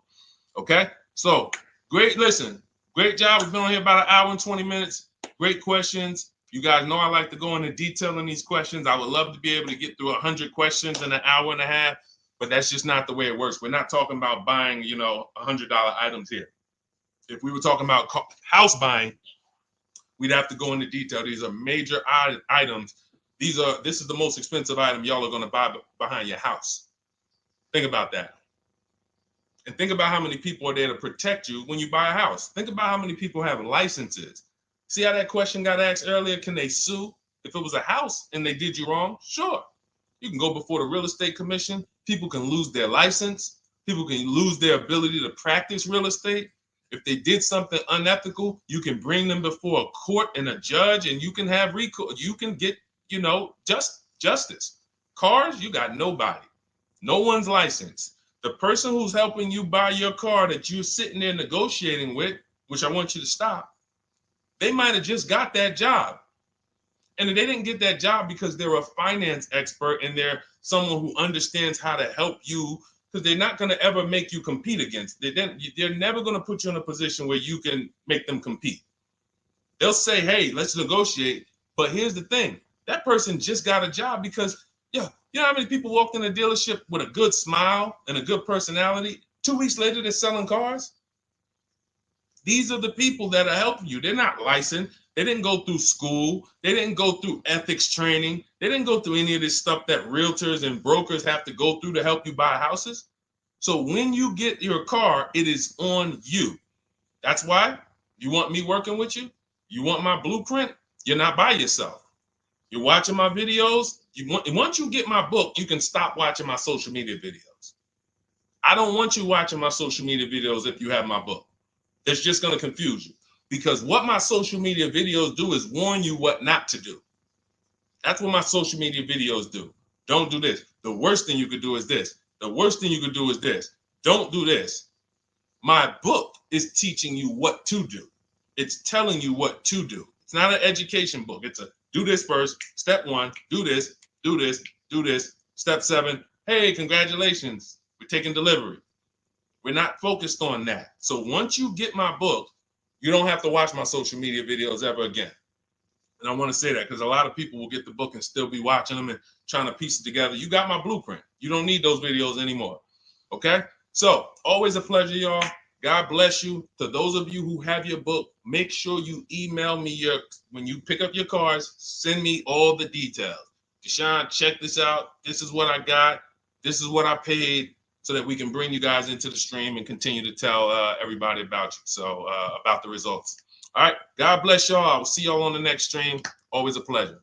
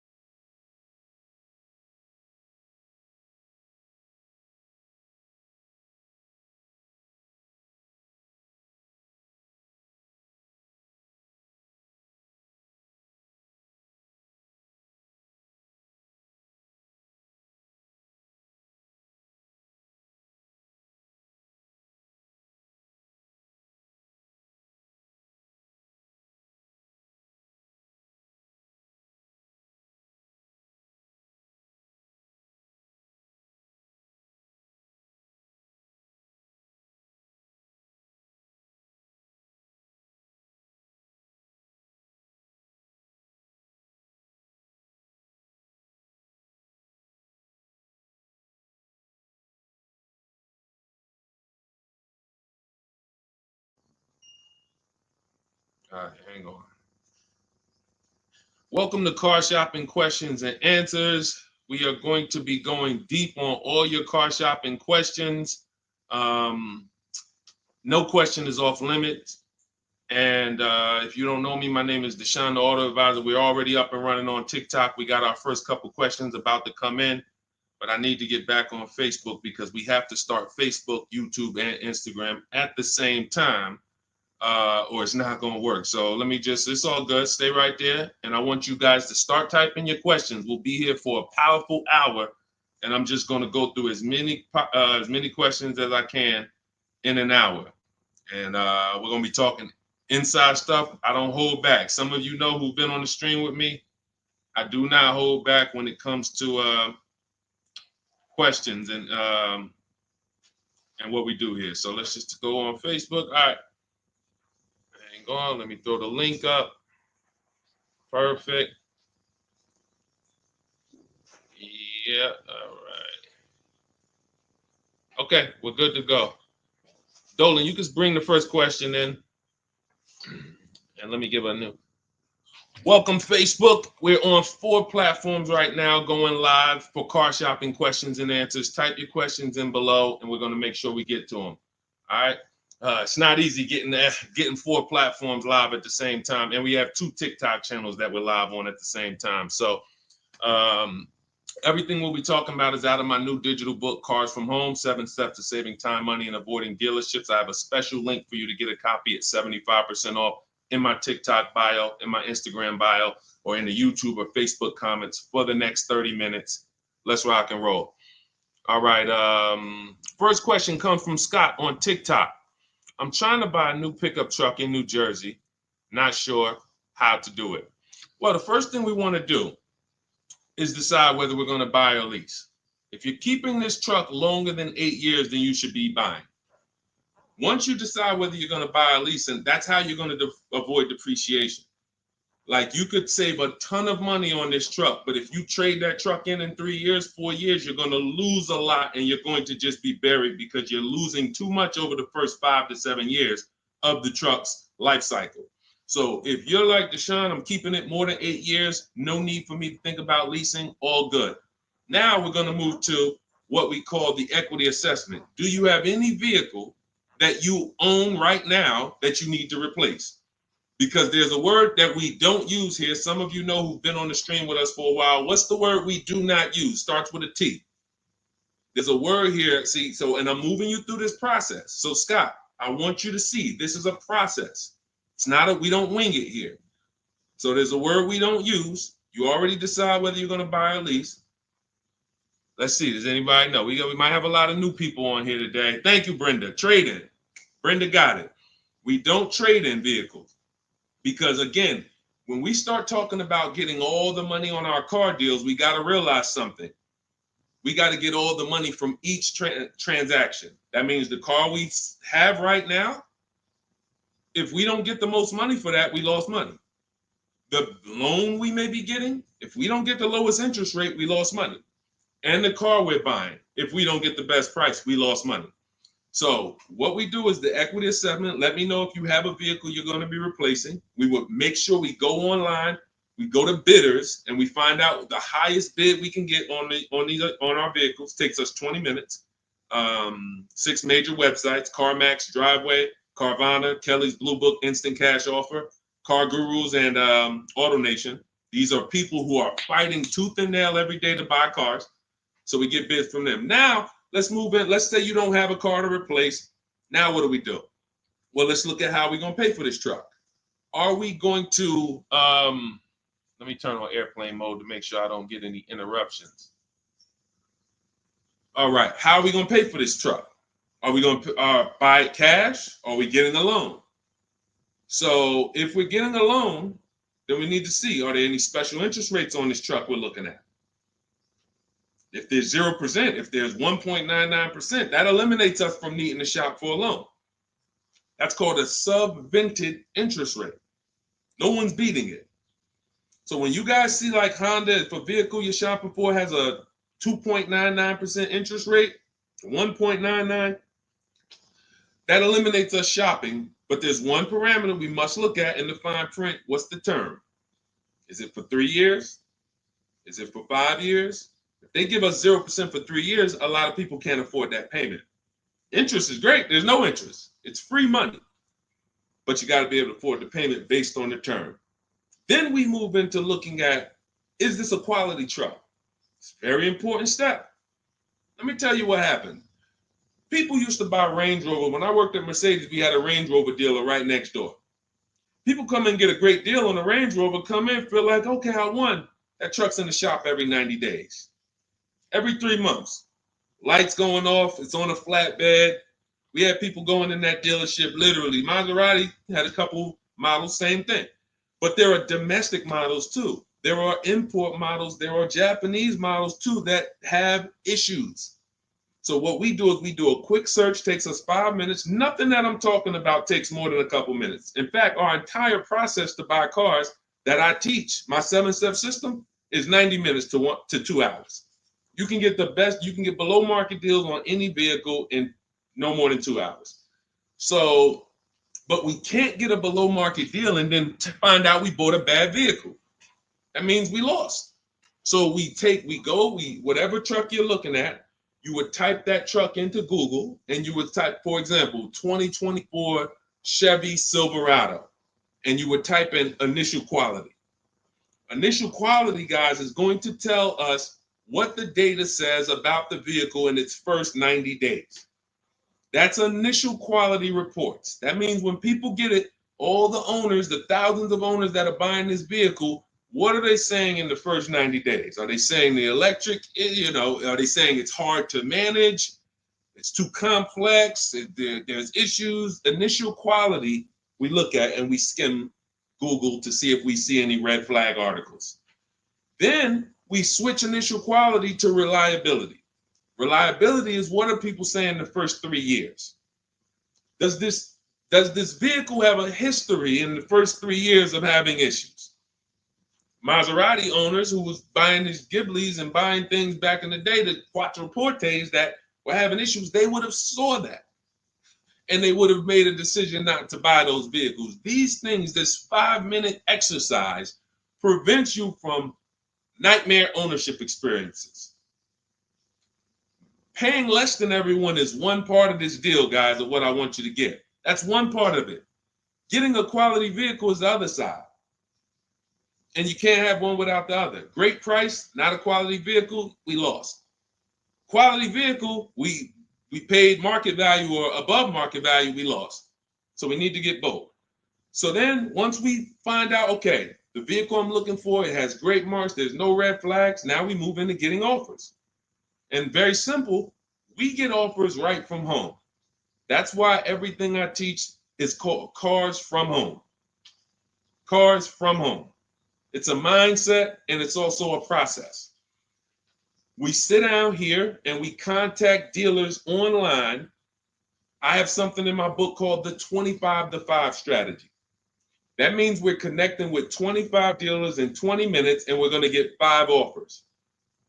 It is important that you must get 5 offers because 4 of them are going to be overpriced. I can guarantee you that. Right now I've worked with 2,200 people personally around the country, and we have about 9,000, approaching 10,000 people that have my digital book, Cars from Home, in their hand in the last 4 months. So when we look at the data, not to mention I shop myself, you know what I'm saying? I've used this. I know you may think every dealer has the same price. They're all different. They're all different. That's why your best deal, and pay attention to what I'm about to say. In fact, hit the share button if you're locked in. Share this with one friend because one friend might be out there shopping right now, overpaying. All right. Oftentimes, the dealers that are the closest to you are not going to give you the best offer because they think they own you. I'm going to say that again. When a dealer sees your zip code come in, when I was in the dealer, we used to get we call them leads. Anyone in sales, you know the term leads. When we see that the zip code is a zip code that is right here, 5 minutes away, 10 minutes away, 20 minutes away, there's a mindset there that this person is not going to shop. So they're not going to give you your best offer in many cases. What you're going to get is an overpriced offer, and you won't see it until you learn to speak to dealers that are a little further away from you. Now, if you're doing it my way, you're using my book, you get your copy for 75% off. You won't pay the $97 price. I have email scripts in there. We don't talk. You use these email scripts when you're buying new cars and leases. We have a different process for used cars, but we still don't talk. You have to, and what's happening is you're going to see that sometimes the offers that come from 45 minutes away, an hour away, are your best offer because they're trying to take business from their competition. Some of these smaller dealers as well who don't have the foot traffic, they're not getting 100 people coming in on a weekend. They have to depend on strategically winning business. They're using the internet to reach out and connect with people that are far away from them, and they're beating their competition. But if you're programmed to go right into your local dealer, you're never going to get their prices. Type a $ if y'all are following. Type a $ if you're following what I'm saying right now. Type a $ if you're locked in right now. Type a $ if you care about your money and you're like, you know what? We're going to unlearn all the things that we were programmed to do. I'm going to tell you here's how we know we were programmed. And if I wasn't in the car business, I'd be just like y'all. That's why it's my mission to teach. You know how we know we were programmed? We never learned to buy cars. We were indoctrinated in a way of buying cars. We didn't consciously make a decision, approached it and said, this is how I'm going to buy cars. We were indoctrinated into how people buy cars, and that's what makes the dealer principals in these dealer groups Fortune 500 companies that trade on Wall Street and make billions of dollars, because they have a predictable way that they serve the customer. It's not for the customer's benefit, it's for profit. So when you start doing this, and Scott, I just gave you the first 5 steps of our process.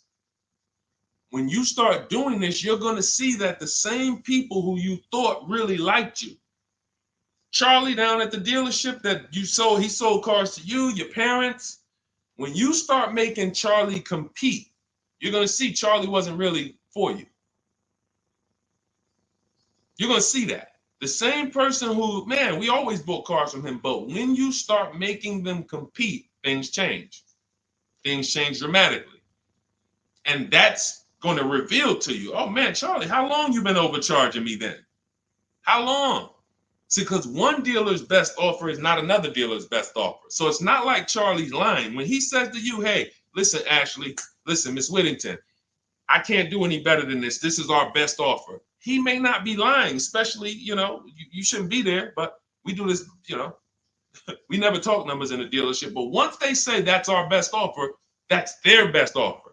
When you hear from another dealer online, it's a different best offer. Another dealer online, it's a different best offer. And then you start saying to yourself, okay, I just need to find a dealer whose best offer is the lowest among everybody. But we can't stick with one dealer, because you'll never see how much you're overpaying by dealing with one dealer. So that's the process, Scott. That's the start. If you embrace that mindset, you're going to win every time. My 2 favorite words are multiple offers. You want to protect yourself from overpaying on anything. I don't care if you're getting your house renovated, multiple offers. Those of you who's not a good negotiator. Before we go to the next question, because I see we got a lot more questions coming, and keep typing them, and Dolan's going to pull the next one. Before we go to the next question, who's not a good negotiator? Type me. Not a good negotiator. I know we got some negotiators on here. We got a good amount of people, but who's not? You just don't like it. You're either not good at it. You don't like confrontation. It's just not your thing. Who'll be honest and let us know. It's not your thing. Okay, I see you, Brenda. Okay. All right. I see you, Tony. Okay. I see you. Let's go. Okay, we got a bunch of negotiators. Okay, I see you, Michelle. Okay, they're coming in now. Okay. Multiple offers is, you never have to be a great negotiator. If you embrace multiple offers, you never need to be a great negotiator, because what happens when you start getting multiple offers, you're not negotiating with the person trying to sell you something. You're making them negotiate with the other people trying to sell you stuff. Big difference. When you negotiate one-to-one, you're negotiating with a person. When you make other people get bids and you get multiple offers, now those people are negotiating with each other to win your business. That's how we have deals. That's how we have people like Danielle here, who she got her Audi. She's paying a ridiculously low payment, $550 a month, $44,000 vehicle, no money down. That's how somebody like Sean saves 20 grand off of his F-150 Lightning here. Wrote me in. Now pay attention. Pay attention to what I'm about to tell you about Sean's deal. What's so important is he saved 20 grand, 21,000 off his new F-150 Lightning. But here's the big thing. When I asked him about the deal, I want to find his post. He said to me, no other dealer, I want you to see this. He has shopped locally. Where are we? I think this is it. Okay, hang on. Okay, I'll tell you what he said. He had to go 150 miles out to get that deal. He had to go 150 miles out to get that deal. So what you're going to see from most people who learn from me, and you'll be this way too, you're driving an hour to pick up your vehicle, but it's a great drive because you know the money you saved. You don't mind driving an hour to pick up your new vehicle when you know that I'm saving $5,000 on this hour-long trip. All those other dealers close to me that felt like they owe me, none of them wanted to make me this offer. But this one deal over here, He's beating them by $5,000. I remember this young lady in California. She was buying a Volvo, and she had to fly. She called me. She said, Southern California dealer made me the best offer. They beat my highest offer in Northern California by $4,000. All the offers I got, the best one in Northern California, this dealer in Southern California beat it by $4,000. I said, so what you gonna do? She said, I just got the plane ticket. It was $70. I said, that's what I would have did. So we have to go to where we're saving the money, y'all. This is a one-time thing. You buy your vehicle from who's making you the best offer. You service your vehicle from where it's most convenient. Two big differences. All right, go ahead, Dolan. Shoot the next one up. Everyone who just jumped on, this entire stream is sponsored by my new digital book. It's called Cars from Home, 7 Steps to Saving Time, Money, and Avoiding Dealerships. It's already 5-star rated. You can Google it. For the next 30 minutes, you can get your copy for 75% off. It's my entire blueprint of leasing step-by-step, getting below market leases, getting below market purchases, getting below market pre-owned deals step-by-step, making banks bid for our business step-by-step. Now, 30 minutes only. After 30 minutes, the price goes back up to $97. So you can click the link in my TikTok bio, click that picture of me, or click the link in my Instagram bio, and come back to the broadcast after you get your book. As soon as you pay on that thank you page, I want you to screenshot that. There's a link to open the book right there. So not only will I email you a copy, on the thank you page, you click a link, and that book is right there too. So, and then for those of you on YouTube or Facebook, we have the link showing below. Link in the comments for you, and Facebook, you guys will see the floating link. So 30 minutes, get your copy. You won't pay the $97 price. You'll get yours for $24, and you have everything step by step. You won't have to remember any of this or watch my social media videos anymore. Okay. Scott says, dude, just wondering if you've heard of the Ford Flex Buy program, and if so, what are your thoughts? Well, let me do a little research on this. Hang on, because we can find out if this is going to be good for you or not. Let me tell you how easy it is when you figure this, Scott. When you grab this mindset, when you unlearn this. Hold on, they're saying they couldn't hear me on TikTok. Okay. Well, as long as you could, well, I know you guys can hear me here. We're on 2 TikTok channels right now. So let me see here. I'm pretty sure. Give me a, before we hit this question, let me make sure. Can you guys hear me on TikTok right now? Type yes. If we don't want to continue and people can't hear us. So let me know. But I see, these are the people I love right here. I love people who say, I'm going to get to it. Hopped off of TikTok, because we're on 2 TikTok channels, and now on Facebook. She said, I'm getting to this information. I don't care if I got a skim platform. I love it. Okay, so we're good. It must be just this one TikTok channel then that we're having issues with. So it's all good. Let me close this one out, and then we'll keep it moving. Okay, so this is how easy it is to find out if something's worth it or not. Does it make people compete for my business, or does it try to lock me into something? The competition is what saves us money, which is why none of these websites you're ever going to see is going to create competition. I'll tell you about the used car websites. They're not creating competition. I'll tell you that.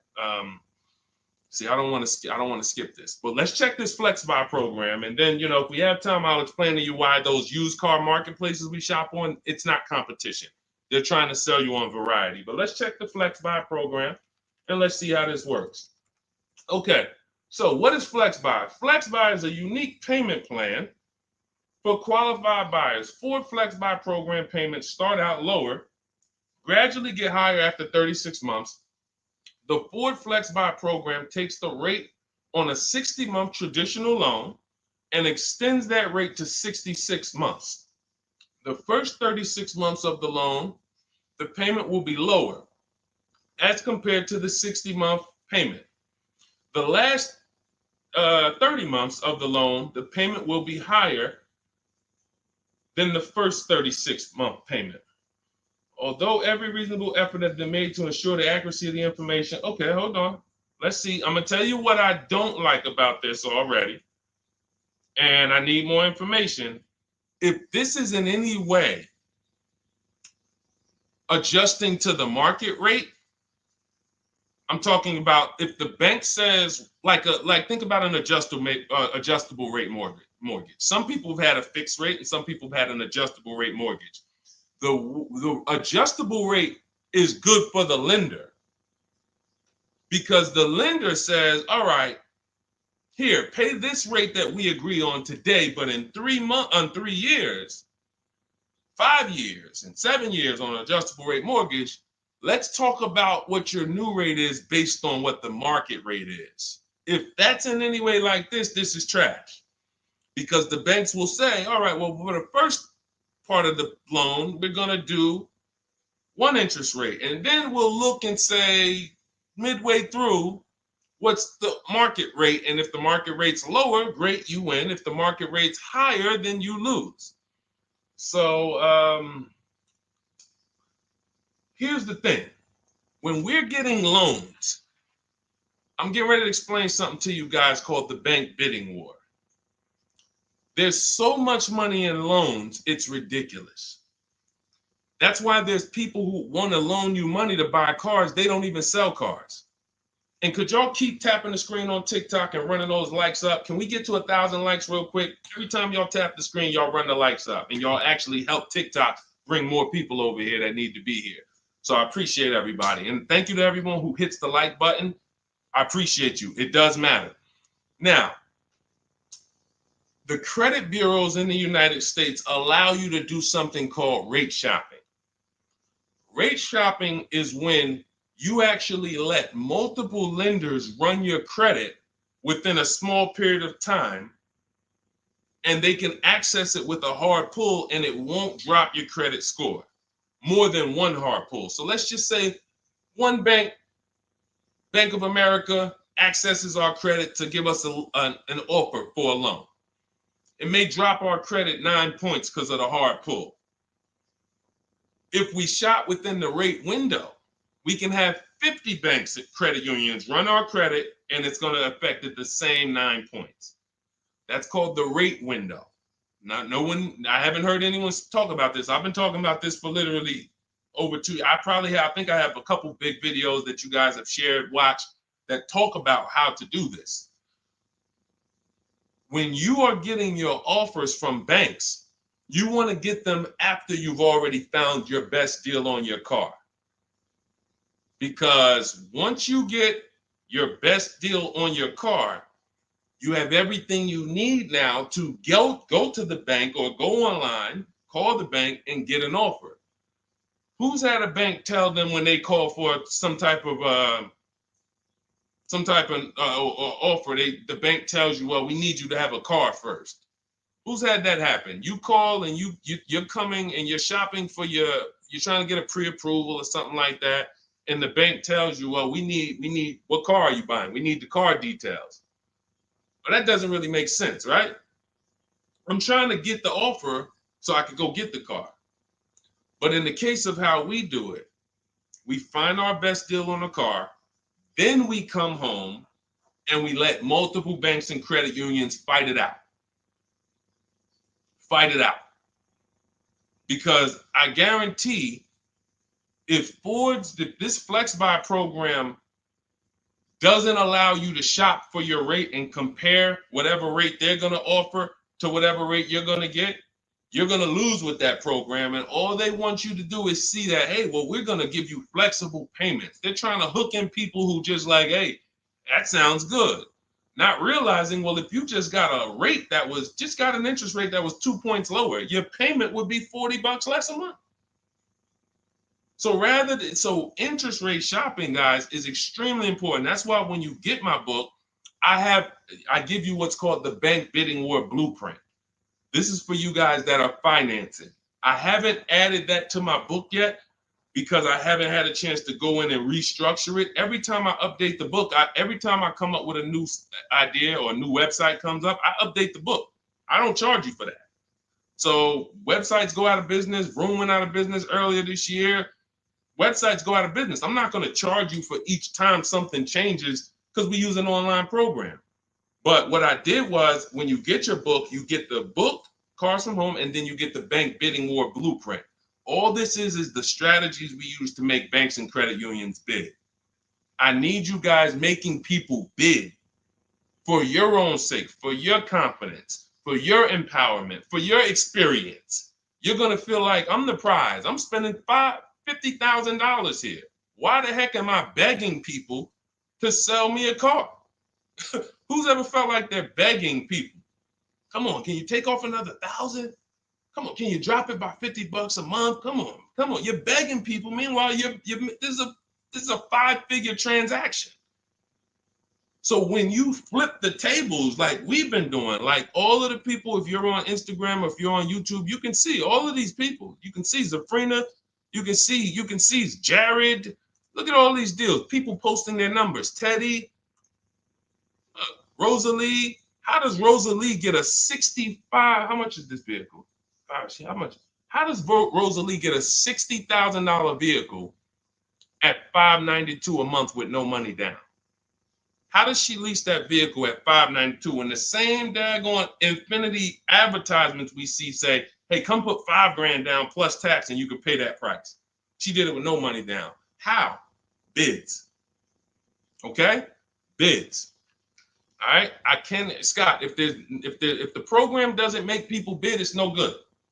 I don't care if it's flex buy, X buy, friends and family. If it's not making people bid, it's trash. It's for them, not us.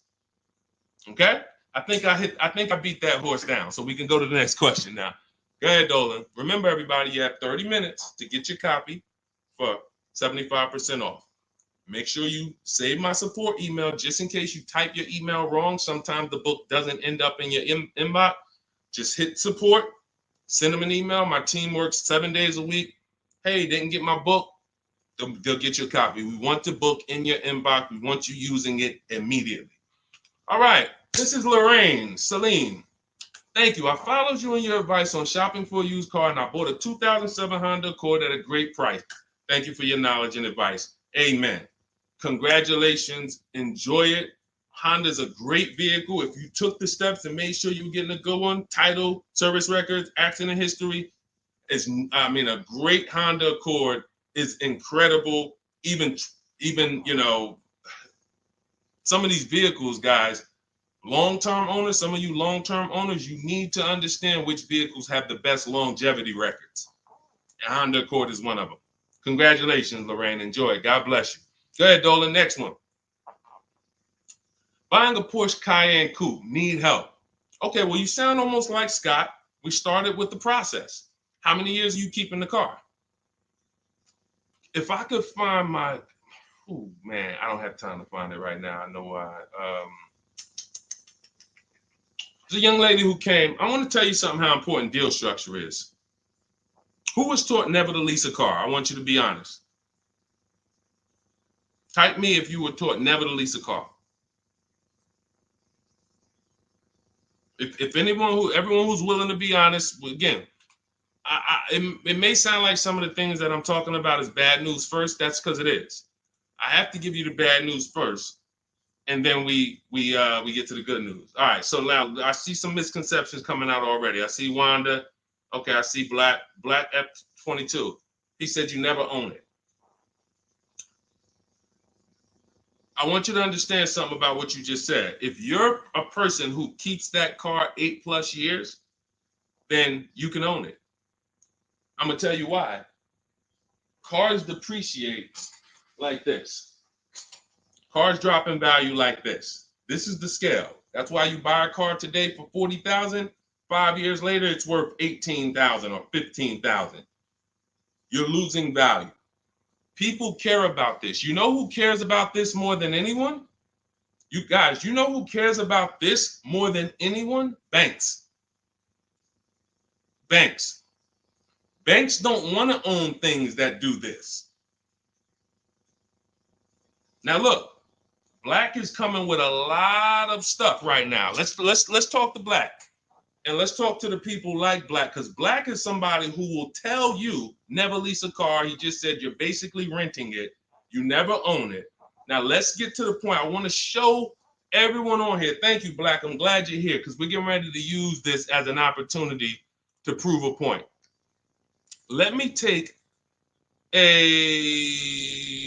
let's look at Ansley's deal he just got leasing.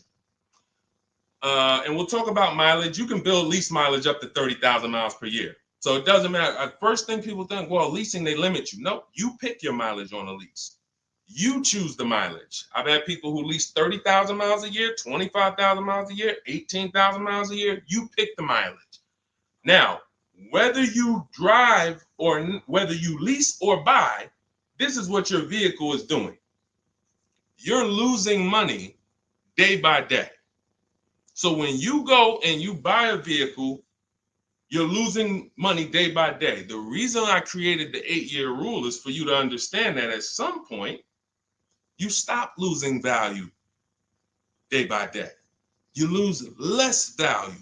This is what we call beating depreciation.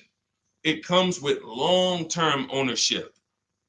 But let's look at Ansley's deal so that we can put this leasing versus buying to bed and show you how many of you have overpaid by thousands and thousands and thousands of dollars that you can't get back, listening to people who tell you leasing is renting and all of these horrible financial terms. Let's go to the numbers. So Ansley gets a 2024 Infiniti truck. It's a $58,000 truck. If you're watching on Instagram or YouTube, you can see this. It's a $58,000 truck. Guys, some of you know because you've seen some stuff, every $5,000 on a loan is how much per month? Every $5,000 we borrow on a loan, 5 years, is about how much per month?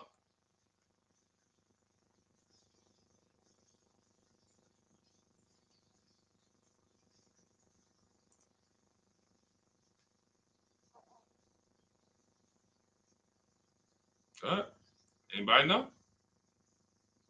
Thank you, Michelle. $100. Told you, shout out to the people who tapped in, locked in. See, I love the people who are locked in. It's some people who just they sleep at the wheel. I need the people who are locked in. I'm really only talking to you. Now, that means this vehicle that Ashley went in to get, his $58,000 vehicle, if he would have just said, all right, I want to buy it because I was taught leasing is renting, how much is it going to cost me a month? No money down. Let's figure, we're going to compare apples to apples. No money down. Because when you put money down into the deal, that confuses you. That actually makes you think you got a better deal than you really did. When you evaluate deals with no money going into them, it's easy to see where the best value is. Now, Ashley would have been paying $1,200 a month for 5 years. $58,000, that's not even full tax. Let's just round the tax to 60. Let's just say $1,200 a month. But Deshone, what if he got a good discount? Okay, I'll give you one better. Let's go extra conservative and let's play that game. Let's pretend that he's using my strategies and he found out a way to save a huge amount of money off this brand new Infiniti. He's getting bids, he's using my strategy, but he's not leasing because he's been programmed not to lease. So he's not leasing, but he's going to get bids. Now he saves $10,000 off the price of this brand new vehicle. $10,000. So instead of financing 60, he's financing 50. What's his payment, everybody? What's his payment? We just said every $5,000 is $100 a month. $50,000 vehicle. What's his payment? $1,000 a month. $1,000 a month. Okay. Now that's with a super discount. That's with a discount that's like anybody would be happy to save 10 grand. I'm proving the point here that you cannot get a good deal if you buy, but you should have leased. You lost. Big time. Now watch this. He's leasing and his payment is $554 a month. So now somebody like Black, somebody like Miggy over here that agrees with Black, they pull up in their Infiniti truck, right? And they pull up next to you. And y'all are both driving the exact same truck. And you look at them and you're like, hey, man, we got the same truck. Now they're going to say something to you like, yeah, you know, man, it's expensive though, man. It costs to drive this, right? And you're going to look at them and be like, oh, how much you paying? You know, I did a no money down deal. So I know I did all right. I did no money down, but I'm paying $1,000 per month for this. Oh, really? I did no money down too, but I'm paying $554. Wait, you? Yeah. Oh, yeah. I leased this. I drive it for 3 years, then I give it back. Oh, yeah, but I own this. I'm gonna own this in 5 years at $1,000 a month. This mine right here. Okay. All right. Listen. God bless you. Have a good enjoy, man. Enjoy. Now let's go one more scenario. Let's go to the person who says, Deshone, I don't buy used. I don't buy new though. I only buy used. Cool. Let's say you pull up in your new lease that you just got. And again, everyone shouldn't be leasing. That's why step 1 in my book is called the 8-year rule. It's the 8-year rule. If you are keeping vehicles at least 8 years, don't worry about leasing. You're going to beat depreciation. All of that money you're going to pay to own, all the $1,000, all these high payments you're going to pay to own, all this cash that has to come out of your pocket to own, out of your bank account to own, it'll be worth it in the long run. At least 8 years though. And the longer the better. 10, 12, 15, you really want. But less than 8, losing big time. So let's say a person says, oh, I'm going to get a used version. So they find a 3-year-old Infiniti truck just like this, but so instead of paying $60 for it, let's say they find one for $30. Let's give them a good price, good mileage. They think, oh, I'm good. What's their payment, everybody? What's the payment? Come on, stay by the keyboard. I need y'all quick because we're teaching something here to people like Black. They might not get it. I pray that they do, but they might not get it. But the people who are locked in financially, the people who understand financial literacy are going to get this. If every $5,000 is $100 a month and they buy a pre-owned version for 30 grand, what's their payment? Thank you, Michelle. 600. 600. See, he said 500. So this is how I know he's struggling. And I'm not trying to beat you down, man. I'm just saying when you're talking about something you don't understand, it's better to ask questions, not make statements. So now, we pull up. You have your new lease. You got this same deal, $554 a month. He pulls up in his 3-year-old version that has probably 1 year of warranty left. You both did a no money down deal. He looks at you and says, oh, wow, that's the new one, right? Yeah. This is the 2024, 2025. Oh, yeah, this is a 22. I just got this. I got a good price on it. I paid 30. Okay, cool. What's your payment? I pay 600 a month. What you pay for the new one, man? I know that must be expensive. I pay 554. Wait, what? Yeah, I paid 554 for this. No, you put a lot of money down, right? No, I didn't. I gave him $554. I drove off. It's understanding. That's deal structure. That's why when I came and started teaching 3 years ago, I had to teach deal structure. I couldn't teach people to just go in and buy cars, get great prices. If you get a great price, but your structure is wrong, you overpaid. You're driving cars, you're driving older cars with no warranty. And many of people who've been taught to do this, they never even pay the car off. They trade the car in before they even pay it off. They literally, I used to have people walk into the Mercedes dealer and they look at me and say, Deshone, is that the new version? I'm like, yeah, that's the new one. He's like, I got 3 payments left on this. This one, as soon as I pay it off, I'm coming to see you for that one. So this is a person who paid these high payments because they wanted to own. They thought they were going to own. As soon as they get their title, it's like running a marathon. Oh, these high payments, these payments are so high, but one day I'm going to pay this car off. And then as soon as you get to the end of the race, you go start another race. It's horrible. It's horrible. And so that's why we don't move into any other step before we get to the buy versus leasing. That's why it's step 1 in my book. So we can sit here all day and compare numbers. There is no comparison to a person who's getting great lease deals versus a person who's buying. It's not even close. We're driving better cars. We're driving, they're usually always under warranty. We're paying cents on the dollar when you know how to get below market leases. I'm not talking about these commercials y'all see. That ain't nothing. We don't pay those prices. None of these people, look, you think Zafrina, who got a Jeep Grand Cherokee lease, and she paid Look, she's paying $527 a month. She's paying $527 a month. Oh no, that's Teddy. Hold on. You think Zafrina, who's paying $579 a month for a $66,000 truck, is ever going to she's not going to let this bad information get to her anymore. She's driving a $66,000 truck.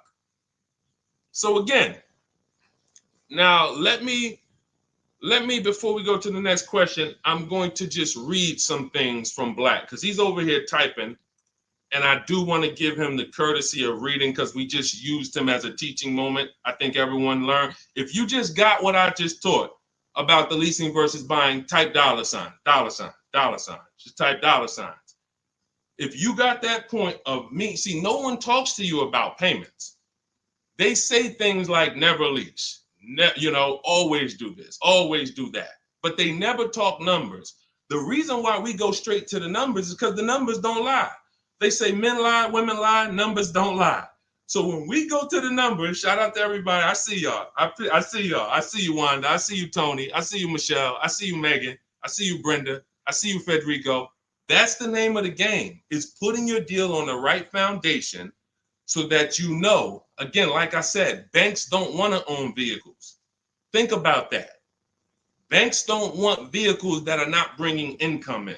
They don't want a depreciating asset on their books because today it's worth 40, tomorrow it's worth 39,800, the next day it's worth 39,700, the next day it's worth 39,600. That's what a depreciating asset is. They don't want them on their books in the short term. They're in the short-term business. And some of us are in the short-term business too. The only people that are winning long-term with purchases are those of you who keep your cars 8+ years.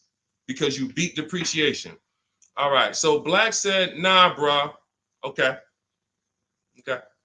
Keyword, no money down. You put 10 to 20% down, then it's a different story. You can't make this stuff up. Let's go. You cannot make this stuff up.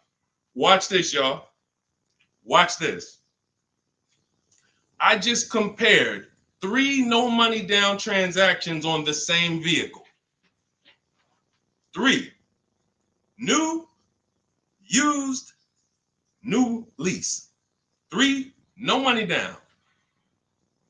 I'm telling people that when you don't put money down, you can clearly see what you're really paying. You can clearly see what you're really paying.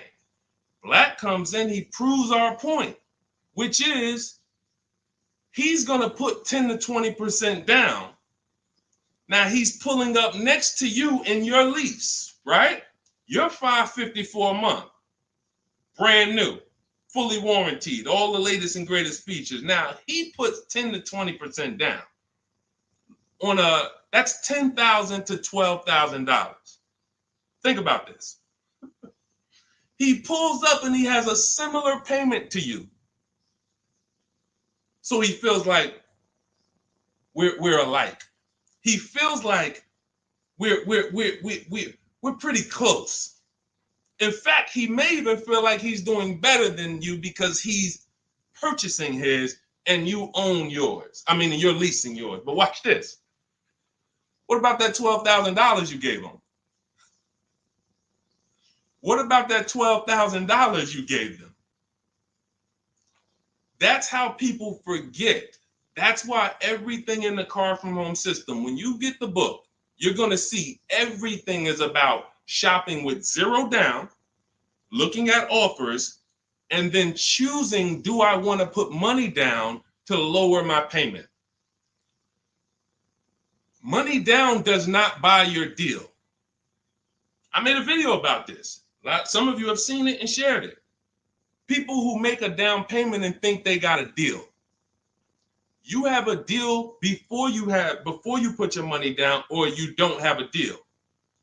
A deal means I shopped all my offers, and then I found the dealer who was going to discount the vehicle the most.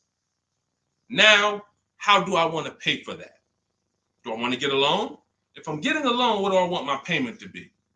Now I'm going to manipulate my down payment based on what I want my payment to be. That has nothing to do with the deal I got, but somebody like Black or people who move like him, hopefully we can help you get over these mindsets. But you have some very, very strong convictions, and you're confidently incorrect. That's dangerous. It's dangerous to be confident and incorrect. Dangerous to yourself and your family and your friends who will listen to this. If you are putting money into deals and thinking that you got a deal because your payment ended up being affordable, you in no way can win.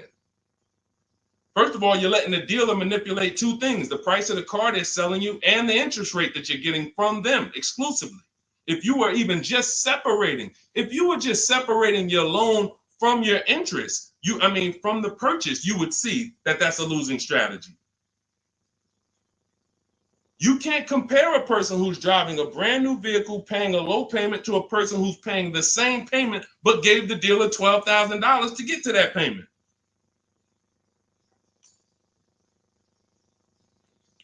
And look, here we go. Now let's get ready for the next question, because Black just said, I believe in the Ramsey rules, not leasing cars, and he's costing you. Now, let me ask you a question.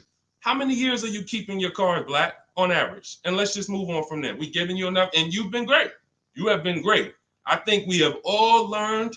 You've given me a lot of things to be able to teach the audience who's willing to learn, but there is in no way, shape, or form. 3 to 4 years. My man, you are losing like crazy. Look, he's buying cars like this and flipping them. He's buying cars like this and flipping them, coming back. You're spending so much money that I can't even get it across to you because you're not in a posture to learn. You are literally buying cars in their deepest state of depreciation because somebody told you don't lease. You listen to them. You buy the car here. It's worth $40 the day you buy it. You come back in 3 to 4 years to get a new one. They give you $20 for that car. You spent $20 grand. You lost $20 grand in depreciation in 3 years. And you just keep doing that because somebody told you never lease cars and you listen to them. The payments I'm showing you, it's not clicking. The fact that the same car you bought for $40 that you're going to get $20 for, you're paying $40. That's an $800 a month payment. You put 20% down, you finance 30 grand. Now that's a $600 a month payment. That same $40,000 car we're leasing with no money down for $500 a month. No money down. You are spending thousands. We can't help you, man. You got to be willing to unlearn it. You are so locked in, So anyway, but I think, listen, everybody who got it, you understand. That is why leasing versus buying is paramount. You cannot get it. If you are not keeping your cars 8 years, you cannot get a great deal buying. You're going to lose in depreciation. You're going to lose in resale value. When you go to replace that car and you see what it's actually worth and how much you paid over 4 years or 5 years or 7 years, when you compare that to a person who drove brand new cars for that particular same period of time, it's no comparison. And then you have cars with no warranty and all of that. Yeah. Look, Megan said, Black doesn't seem to learn. So to my question would be, could you buy an extended warranty package? Hold on. Why am I getting calls on airplane mode? Sorry, guys. I hold on. Let me put on Do Not Disturb. All right, so go ahead, Dolan. Shoot some. Let's get to Megan's question, and then let's try to go through a couple more. But that was good. That was good, Black. Thank you, because we wouldn't have been able to teach on those points without your questions. Okay, so let's do Carolina on YouTube, and then let's go to we'll hit Megan, and let's go through as many as we possibly can. Hey, I'm new here. I want to trade my 2020 Nissan, and what's the best way to do this, please? Okay, so you have a 2020 Nissan. That's a vehicle that's not 5 years old. First thing you would do, if we were talking, I wouldn't let you buy. Unless you're telling me you're going to keep the next car 8 years, you're losing, because that 2020 Nissan, first thing we want to do is decide whether we're buying or leasing the next vehicle. And as we just said, if you're not keeping the next vehicle 8 years, you should be shopping for below market leases. Then you want to now see what is the most money you can get for that Nissan. We don't depend on a dealer to tell us. You're going to go to these 6 websites. These are 6 websites. You do this in 15 minutes. You're going to find out what that vehicle is truly worth. You find out what your vehicle is worth with offers, not with anything else. Offers. So go to CarMax, Driveway. Write this down. I told you, stay locked in because we do dialogue here. It's not just me talking. Unless you got a notepad, you got to stay locked in and ready. We're going to go to CarMax. We're going to go to Driveway. We're going to go to Carvana. We're going to go to KBB Instant Cash Offer. These are all offer sites. These are people you walk in, they do an inspection, they cut you a check, you're out of there in an hour with a check. They're not trying to sell your car, they just want to buy your car. Driveway, Carvana, CarMax, KBB Instant Cash Offer, Car Gurus, and Auto Nation. 6 offers, 6 bids. That's going to tell you what your vehicle is worth, and that's going to tell you if you have equity or negative equity. Equity or negative equity. Okay? So that's the first thing you need to do. First 2 things is ask yourself, how many years are you keeping the next car? And then do your equity assessment to see, do you have positive equity that could either go in your bank account or negative equity that's going to be carried over to your next deal. So that's the first step. Okay, do that first. Now, here's the beautiful thing. When I was at the dealer, I would have people who walked in as soon as I asked them how many years they were keeping the car. If they were telling me 5, like, remember the guy I mentioned a little while ago on the stream? I said he comes into the dealership. Hey, Deshone, is that the new one? As soon as he gets his title, he comes in and trades it in. I told him, there's no point in you waiting for the title. First of all, you can replace a vehicle without the title. That's fine. But again, he was taught, hey, I got to wait for my title, and then I make a move. So he always has a payment. 5-year loan, 6-year loan, pays it off, gets a new car. He always has a payment. It's just super high. But what I would do if he was listening, if he was open to financial advice, I would tell them, you're going to cash that vehicle out. That means you're going to sell this vehicle. We're going to give you a check for that. So whatever it's worth, 15, 18 grand, it's paid off. That's going to go in your pocket. Now, what he was used to doing was, well, whatever it's worth, don't I have to put that down on the next vehicle to be able to get my payment where I want it? And this was the best news I was able to deliver. This is why, and if you talk to anybody in New Jersey who dealt with me, this is how I've been. I've been the same way.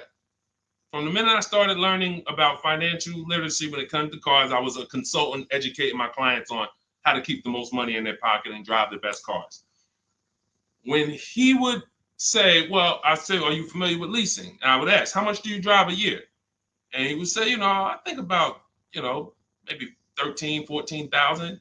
Say, let's go look at your old vehicle. We look at your old vehicle. We see, okay, yeah, based on what's on the mileage now, you drive about 14,000 a year. Here's what we're going to do. Whatever your car is worth, you're going to put that in your bank account. Let me show you what a competitive lease would look like. I make him the offer. He's like, wait a minute.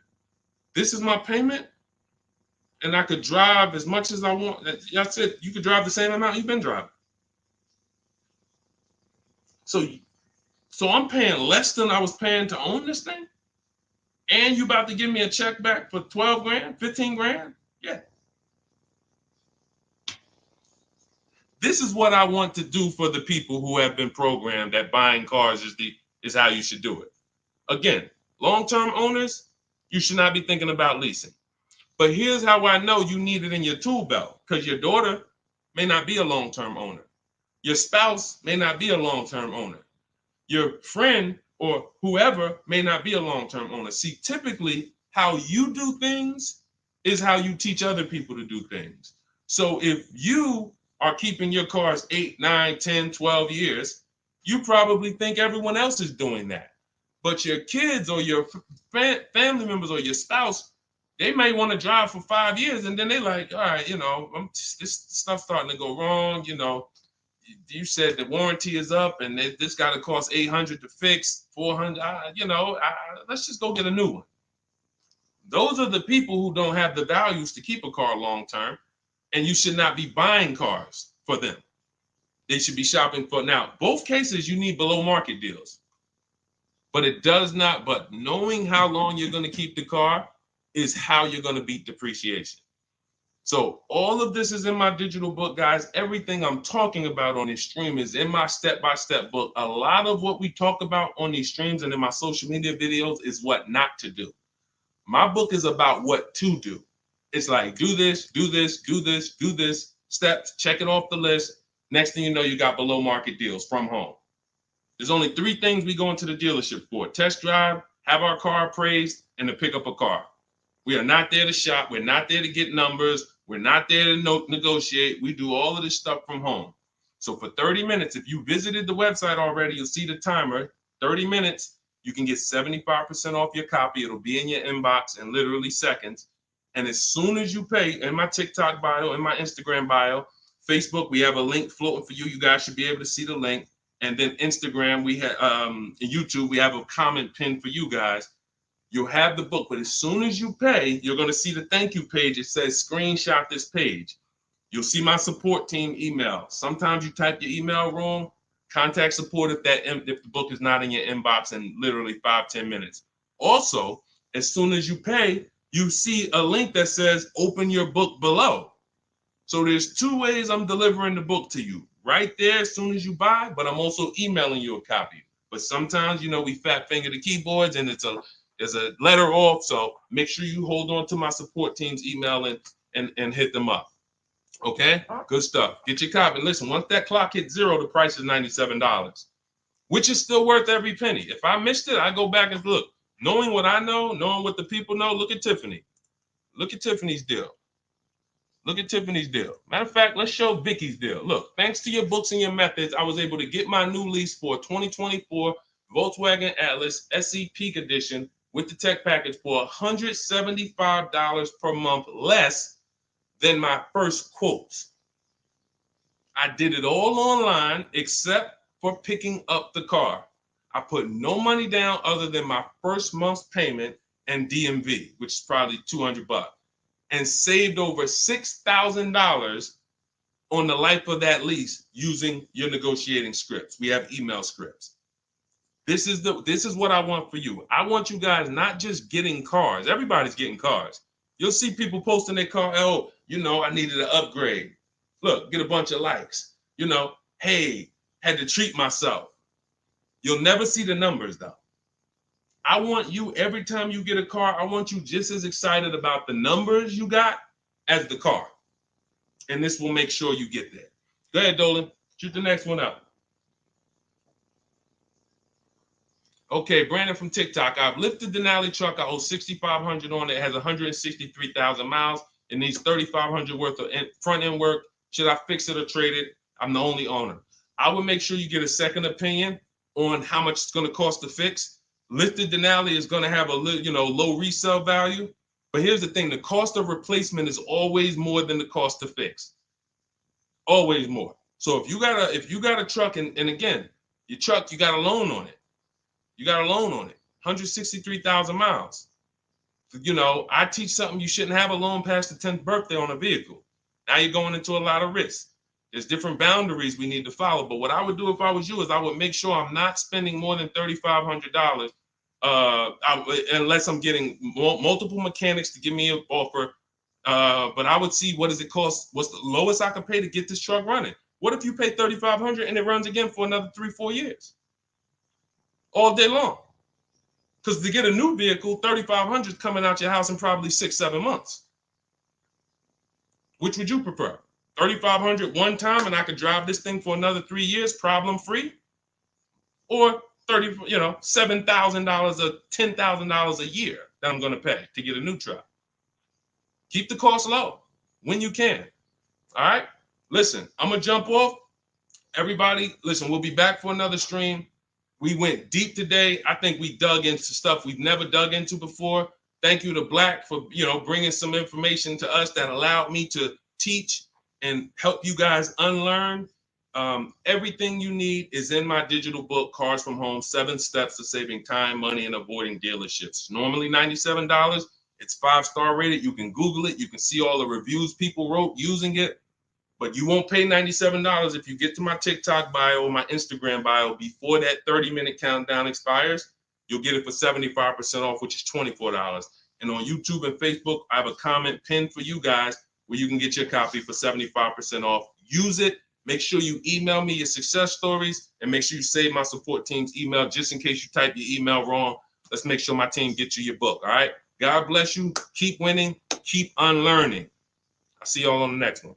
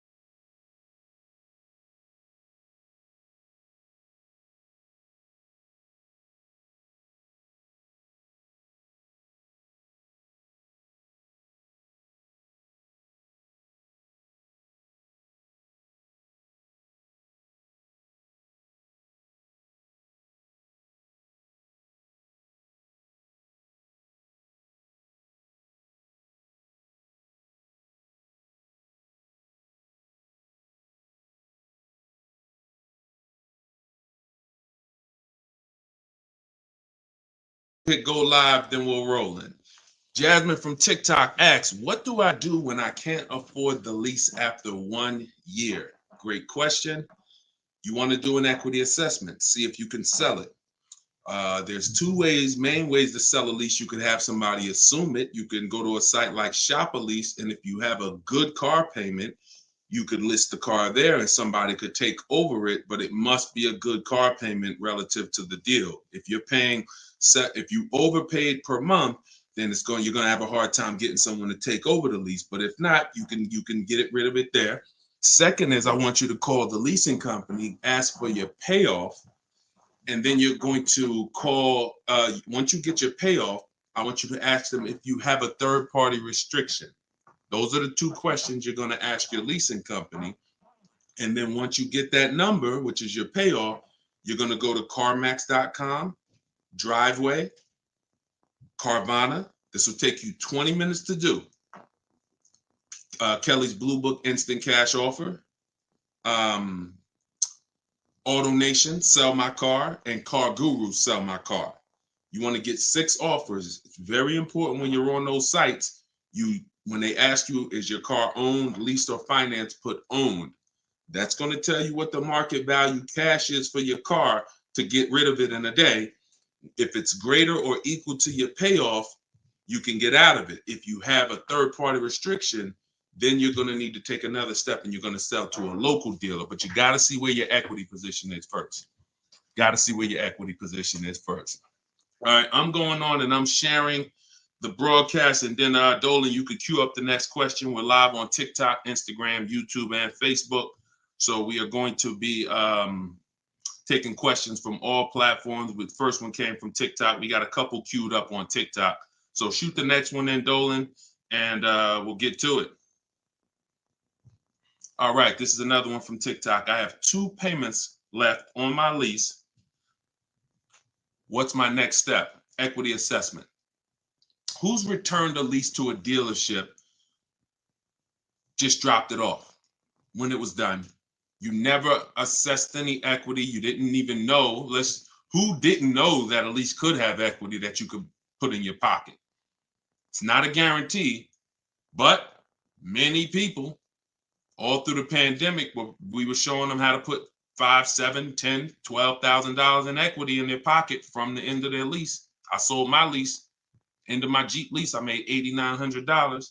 My mother made $10,200. Now that was when everything was worth 7 to 10 grand more than it's worth. That was when the market was once in a lifetime. But does not mean we will never return a lease without doing an equity assessment. If you've done it, I want you to raise your hand and say, you know what, I turned in my lease. If you ever just dropped it off, you can't do that again. You must know if you have equity, and you follow those steps that I just gave to Jasmine. I think that was Jasmine who asked the first question. That is what's called in my book, In my process, that's the equity assessment. That is what you do. Everything I'm teaching you guys is from my new digital book, Car Shopping for People That Hate Car Shopping, 7 Steps to Saving Time, Money, and Avoiding Dealerships. So every question you ask, when I answer it, it's going to be out of one of those 7 steps. And the equity assessment is step 2. You must do that before you ever return a lease for the rest of your life. A lot of you gave back thousands of dollars to dealerships and you didn't realize you were doing it. They bought those cars, put that money in their bank account when it should have been in yours. Yep. All right. Go ahead. Shoot the next one up, Dolan. All right. All right. This one's from TikTok as well. Let's go. Facebook, type your questions in. YouTube, type your questions in. Instagram, type them in so we can get to you guys. Another one from TikTok. Thinking of trading a car for a newer model. Should I keep the car and just get the new one? It's a good question. What's the benefit of keeping the car? If you were a high mileage driver, then I would tell, let's just say you said, Deshone, I'm driving 20,000 miles. It's in high mileage drivers, I want you to type HM. If you do over 20,000 miles per year, even 18,000 miles per year, just type HM. Regular driver, Jason, what's the benefit of having 2 cars? It's on insurance. You're paying for one when you get your new car. I like to drive that car that I'm paying for. I don't want to be paying for a car and then I got this other car that I'm barely using. But if you are a high mileage driver, then I would tell you keep that car and get you another car. And but how many years are you keeping the car, Jason? How many years are you keeping this next car? Because depending on your answer, it's going to change my answer to you. So this car you're thinking about getting, how many years you see yourself keeping it? Let's start there. Come on and shout out to the sharers. I see y'all running the likes up on TikTok and y'all keep tapping that screen. Just every couple minutes, throw a couple taps. It really helps the broadcast, and I appreciate everybody who's helping us get this message out. I really do. We couldn't do this without you. Let's see if maybe 5 years, then you should not be buying that car, Jason. You should be leasing. And I'm going to break this down for you really quick because some of you know the depreciation curve. And the rule of thumb is when we talk about the hidden money in your car deals, my job is not to just teach you, if you're willing to listen, how to save thousands of dollars by making dealers and banks bid on your business. That's how we make sure we get the best prices. You can't get the best price. You can't make the best deal if you buy, but you should have leased. It's impossible. Because the depreciation curve looks like this, y'all. If you buy a car today for $30,000 today, I give you a car. I'm gonna show you something. I want everybody stay close to your keyboard. I don't want to, when I ask you a question, type as quick as you can so we can keep the dialogue going. If I gave you a $30,000 car right now, put it outside your house, you don't drive it 1 mile, you don't even touch it. We go outside a year later. Is it worth $30,000? You didn't drive it 1 mile. You said, Deshone, I don't need the car, but I'm leaving it here. It's yours. You don't drive it 1 mile. Is it worth $30,000? No. So that's your first intro into depreciation, the unseen expense. Let's go a little deeper. If you put 10,000 miles on it, it's worth less, right? If you put no money in it, if you put no mileage on it, it's already lost thousands. If you put 10,000 miles on it, it's worth less, right? High mileage driver, let's say you put 20,000, it's worth less, right? Now what you're seeing is the expense you've been taught not to see, which is depreciation. It has nothing to do with car payments. It has everything to do with that. We've heard people say, oh, cars are depreciating asset, cars are depreciating. What does that actually mean? I'm showing you what that means. I'm showing you what that means. When you're buying something that goes down in value, you have to look at when it's going down, when is it losing its most value, and your goal should be to avoid replacing it while it's losing the most value. How many of you have a car outside right now, outside your house? You've had it for at least 8 or 9 years. Type the number of years you've had it. If it's more than 8, don't type 3, don't type 5. For those of you who have a vehicle outside right now and it's been in your home, in your household for at least 8 years, I want you to type the number of years. All right, we got Jason 10, we got 13, we got 8, we got 20, we got 14.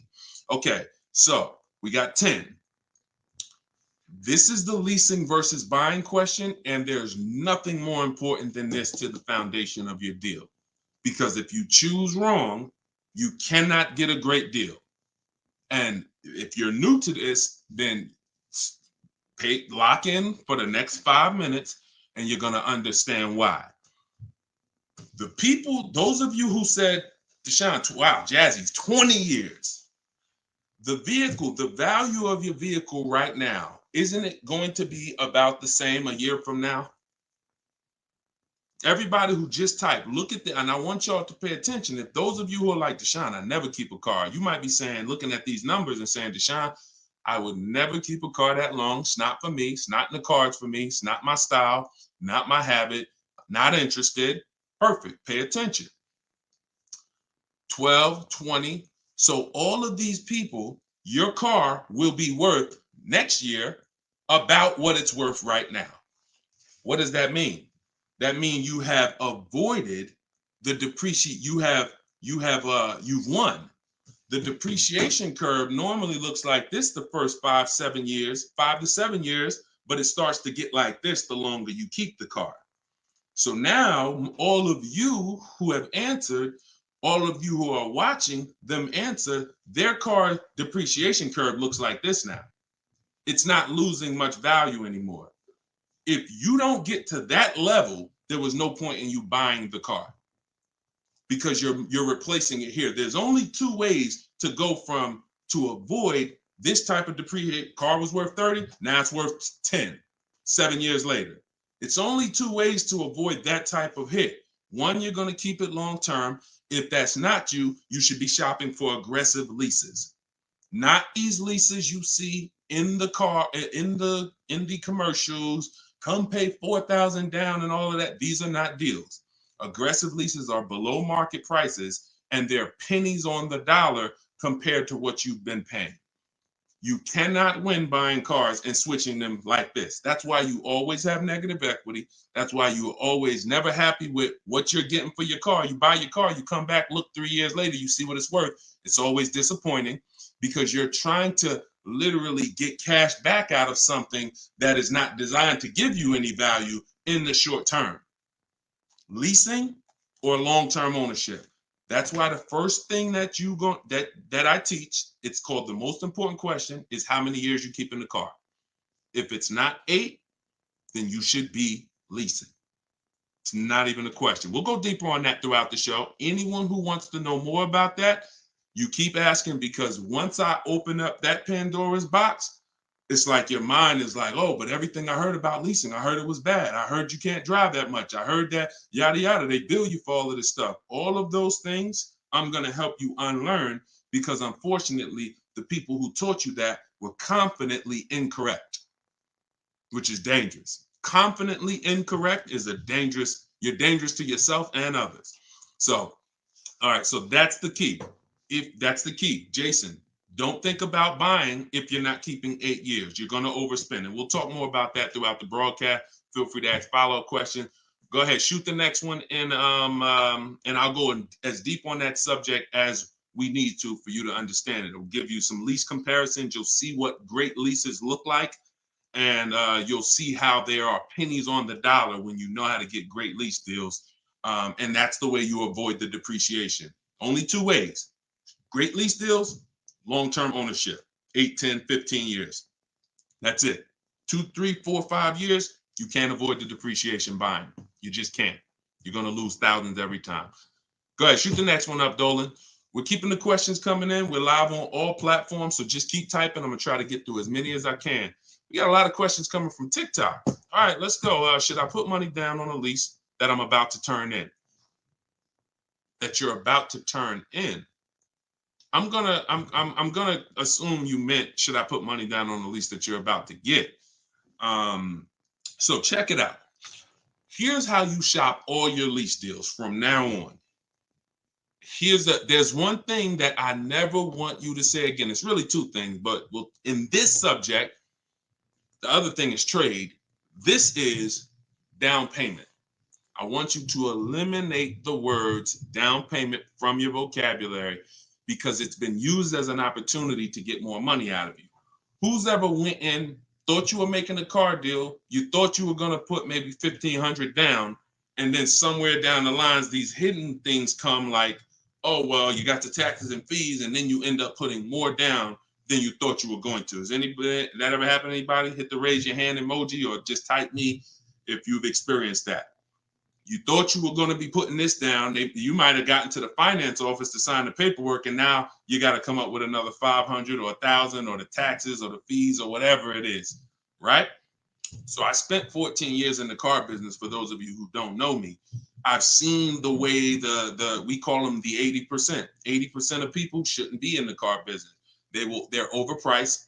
They'll sell their grandmother the highest price car. It doesn't matter. They have no integrity, very little morals. We don't buy from them. What you need is to learn to avoid them, and you also need to learn to find the 20% who beats them all the time. So when you shop your car leases, you are always going to shop. You're no longer going to say down payment. You're going to say this: total out of pocket. Total out of pocket. See, total out of pocket means that's what I'm giving you and no more than that. You'll see the difference. Down payment can be, that's my down payment, but what about my taxes and what about, so that gets convoluted. When you start using, hey, I'm only doing this total out of pocket, it's hard for them to switch it up, especially when you're adamantly aware of what that means. This is all the money that I'm putting out of my pocket. You could also say do it signing, but total out of pocket is probably more of a universal term.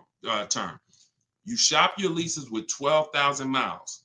Now, who was taught they limit you on the lease miles? Who was taught they only give you 10,000 miles? Because this question from TikTok, the person's asking, should I put money down on a lease? So I want to tell you how you always want to shop your car deals with no money down. That's what's confusing you. What's confusing you is when they mix the down payment and start throwing monthly payments, you are now not aware of what you're truly paying for the car, what you're truly getting. And so this is why you use what I'm telling you, you shop my way. You're never going to shop with down payments. That doesn't mean we don't put down payments down, but we do not get offers and we're not out there shopping with down payment money. Okay? So, all right, I see it's happening to you, Fouché. So you're going to get your offers with first month's payment, total out of pocket, taxes and fees in the payment, 12,000 miles per year. Once you do that, I teach in my book, I have a new digital book. It's called Car Shopping for People That Hate Car Shopping, 7 Steps to Saving Time, Money, and Avoiding Dealerships. I teach a strategy called the 25 to 5. We're going to connect with 25 dealers. We're going to get 5 offers. We do not make a decision without at least 5 offers. Because once you see, thanks to everybody who's supporting the broadcast with the gifts, I appreciate that.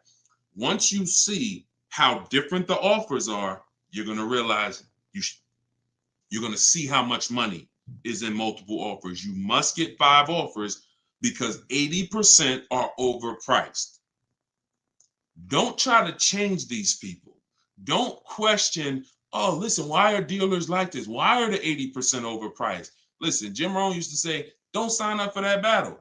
Why does the sun come up in the east, and, in the east and set in the west? Like, don't sign up for that. Some questions are not worth asking because they mean nothing.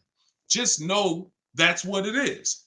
80% are going to be overpriced. This is why you are not going to get your best deal walking into a dealer anymore. You're going to sit at home. You're going to decide what you want. We call that shopping, not buying. This is step 4 of my process. We have 7 steps. Step 4 is shopping. And then once you decide what you want, you're getting it from home. 90 to 100% of your new car transaction and your leases should be done from home. That's where your power is. That's where you have the power of leverage. That's where you have the power to make multiple people compete for your business, which saves you thousands of dollars. I'm going to give you tons of examples. This works every time. How do we know? It's the way we buy everything else. Everything we buy in life, we go into the grocery store, we need spaghetti sauce. You need laundry detergent. It's a bid. You may not be aware, but I'm going to make you aware. Everyone is bidding for your business. Hey, look over here, Prego. Hey, this brand, Classico. Hey, we're on sale this week. Hey, we have the best. Y'all see what I'm talking about? Everything that we buy, especially expensive items, but even low price items, companies are competing, except in car dealers.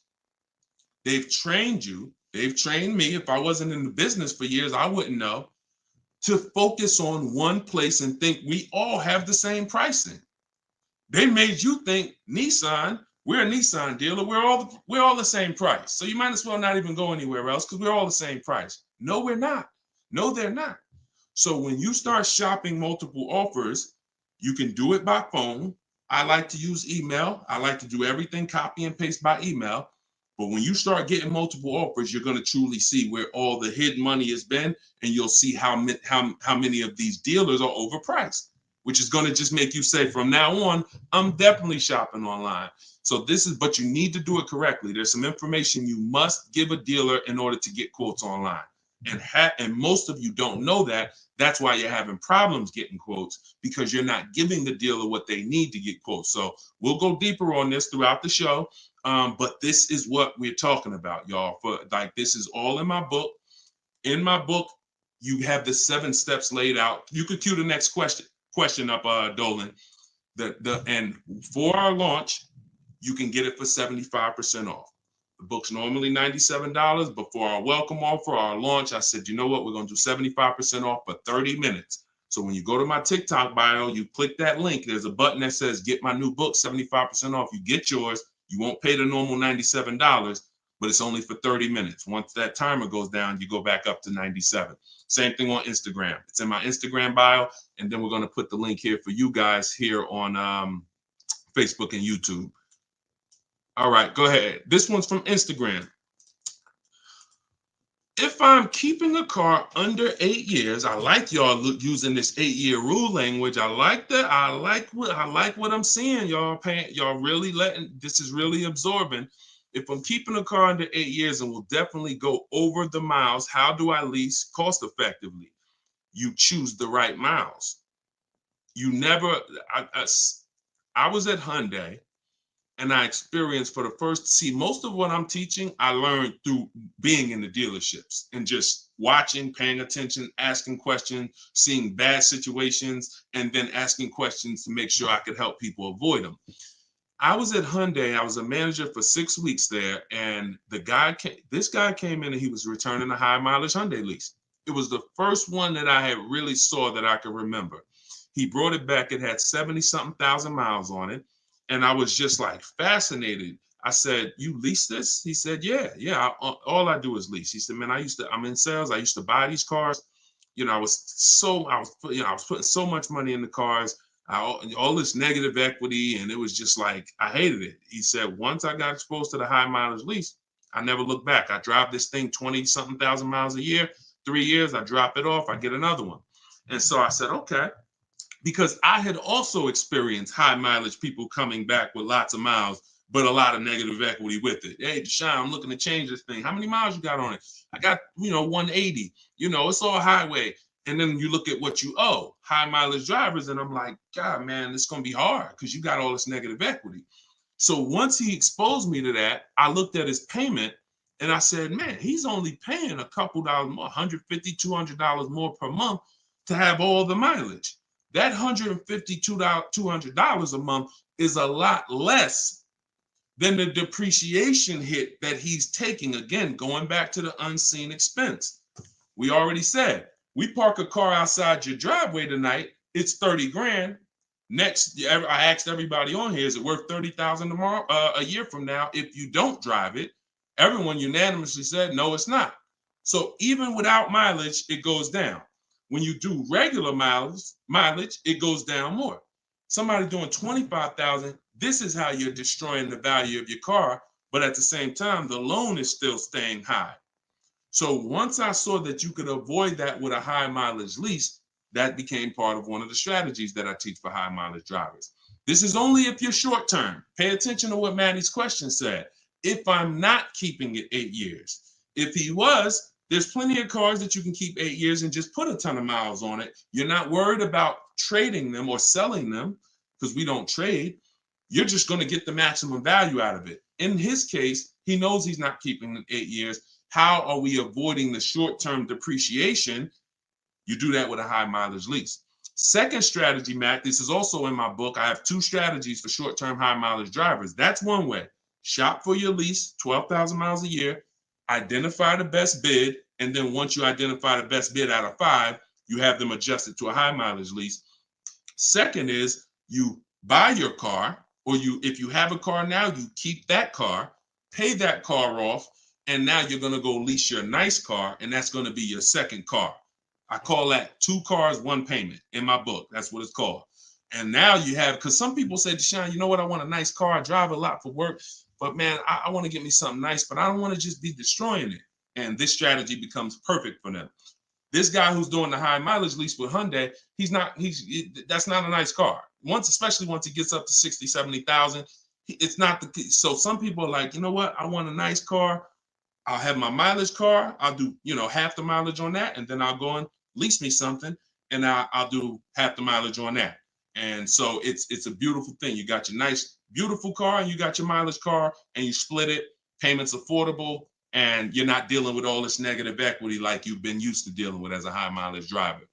High mileage drivers are getting killed with some of the worst because you guys are just killing the value of your cars. You use either one of those, you're going to love it. Both in my book. So if you want that step by step, it's in there. Some of you are like, Deshone, this is great. I don't want to try to remember all of this. In my book, it's right there for you, laid out step by step. You can get it for 75% off in my TikTok bio or my Instagram bio, or just scan the QR code on the screen, or go to DeshonesBook.com. Either way, get you 75% off. Okay, shoot the next one up. That was a great question, man. Shoot the next one up. Let's get through as many as we can. This one's from Instagram.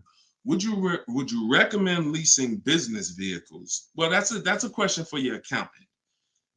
Whoever is going to be helping you benefit from having vehicles in your business name, that's the person you should be asking, which is most likely your accountant, whoever does your taxes.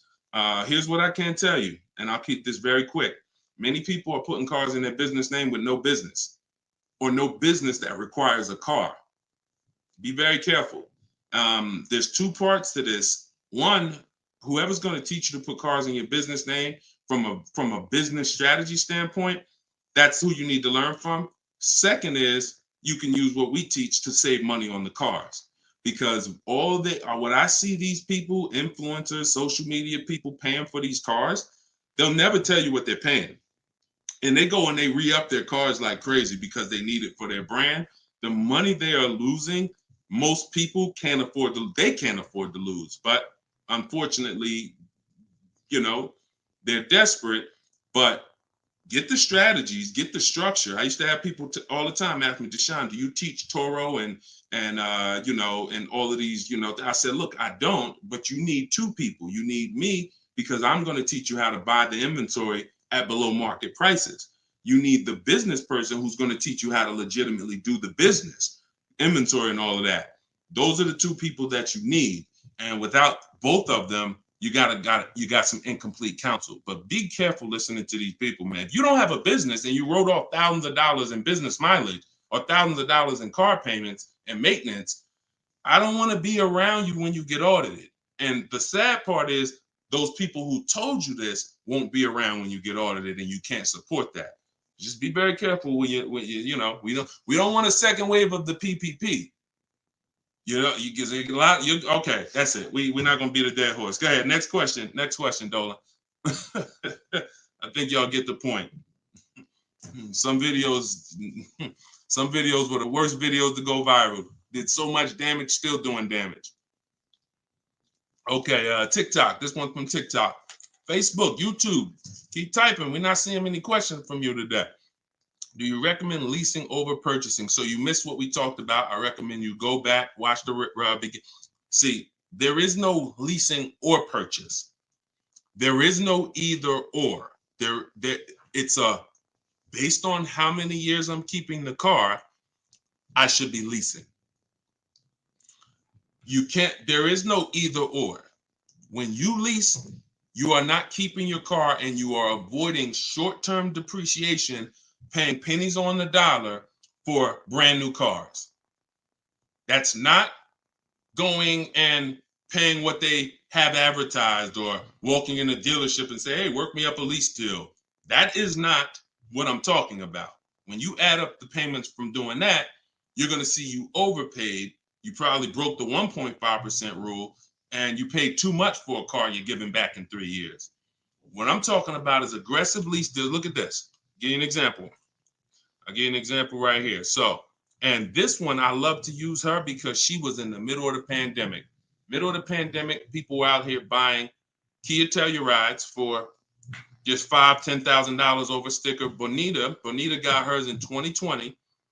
She got a 2023 Kia Telluride, put $600 down, and that was her car payment every month for 3 years, $600 on a almost $47,000 Telluride. Why is this so important? Some of you know, you may have seen the video, how much is every $5,000 in a car purchase price? How much is that per month on a loan? Every $5,000 is how much per month. So we're going to compare Bonita's incredible lease deal she got to someone who bought this same vehicle to show you that if you should have bought, but you lease, if you should have leased, but you bought, there's no way to win. It's over. $100. Good job. So that's clicking in. Ronald, great. $100. So whenever you look at a car, you look at a $10,000 car, your mind should automatically say that's $200 a month. 5-year loan. $20,000 car, $400 a month. 5-year loan. $45,000 car, which is about what Bonita got, that's a $900 car payment. So there's people driving this car. We're not even taking into account the taxes and anything like that. That'll put it up probably about 40. Actually, that'd be put it about 50. For her truck was 46, taxes and fees, call it 50. It's about $1,000 car payment for 5 years. She's paying $600. This is why there's no comparison. And sometimes your mind may play tricks on you. Yeah, but it's more than that. Is it? If you and I both drive out the same lot, same exact vehicle, you're paying, we're not putting any money into the deal. See, I want to make sure I keep you on track when you're not, neither one of them are putting any money into the deal. They're literally just going in, no down payment. All right, what's my deal look like? $600 a month, great lease. $1,000 a month, 5-year loan, no money down. So when we leave it the same, if I'm paying $1,000 and you're paying $600, is there any question of whether you're winning right now financially? Same vehicle. So as we drive, the only way you can eventually win, or I could eventually win if I bought, yeah, I'm paying $1,000, but I'm going to keep this vehicle long enough so in 10 years my Telluride is going to maybe worth $9,000. I kept it 10 years. It's worth $9,000 out there, but it's not losing value anymore. It's been in my household, and I was able to outlive the depreciation. So now I win. Doesn't mean you lose. See, it's not like, oh, well, you lost, you should have bought. No, Bonita knows I'm not keeping 10 years. I'm not keeping 8 years. That's not my goal. Therefore, I'm going to shop for great lease deals, and I'm going to pay pennies on the dollar compared to people buying, and that's my win. So there is no should I buy or should I lease. Do you recommend leasing over purchasing? I recommend leasing when you should be leasing, which means you're not keeping your car 8 years. I recommend buying when you should be buying, meaning you're keeping your cars 8 years. You're going to outlive depreciation, pay it off, and have a car that is not losing value in your driveway in 8, 9, 10 years. That's when both people win. And if you're stuck in the middle, then what I recommend is you get out of stuck in the middle because you're losing tons of money. Get out of being stuck. Buying leases out, buying loans, straighten them in. Get to one, choose a side. I put 2 good sides in front of you. Choose a side. All right? Good question, though. Go ahead, Dolan, cue the next one up. This was good, man. Wait, let me make sure. I'm trying to make sure I'm sharing all of this. Shout out to the sharers. Everybody getting value out of this? Type $signs if you're getting value out of the show. This is what we do. All right, go ahead, shoot it up. All right, a lot of questions from TikTok today. YouTube, y'all, come on, type the question. All right, good to see you, Melody. I see. All right, when is it a good time to buy a car? Sashi, there's no good time. There's no bad time. Dealers have to make deals. See, I want you to not believe the marketing. What I want you to also do is I want you to pay attention when we do these shows. Pay attention to I don't want you shopping in an emergency situation unless it's an emergency. What does that mean? If your car was totaled, stolen, then it's an emergency. You got a couple days, no problem. You can use what's in my book. You can get bids. As long as you get multiple offers, you won't overpay. If you have your back against the wall, that's going to happen every now and then.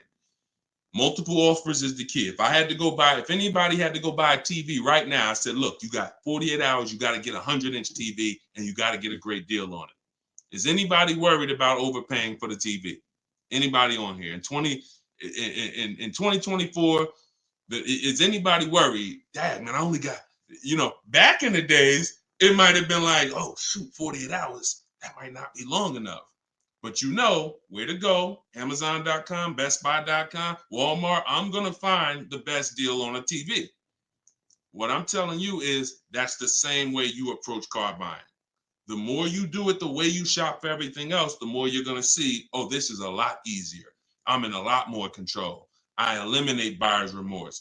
So so even if your back is against the wall, if you're shopping, buying, you still should be getting multiple offers to make sure you're getting the lowest in the market. I'd say at least 5 because 80% are overpriced. Now, if you have time, then what you should be is in the market early.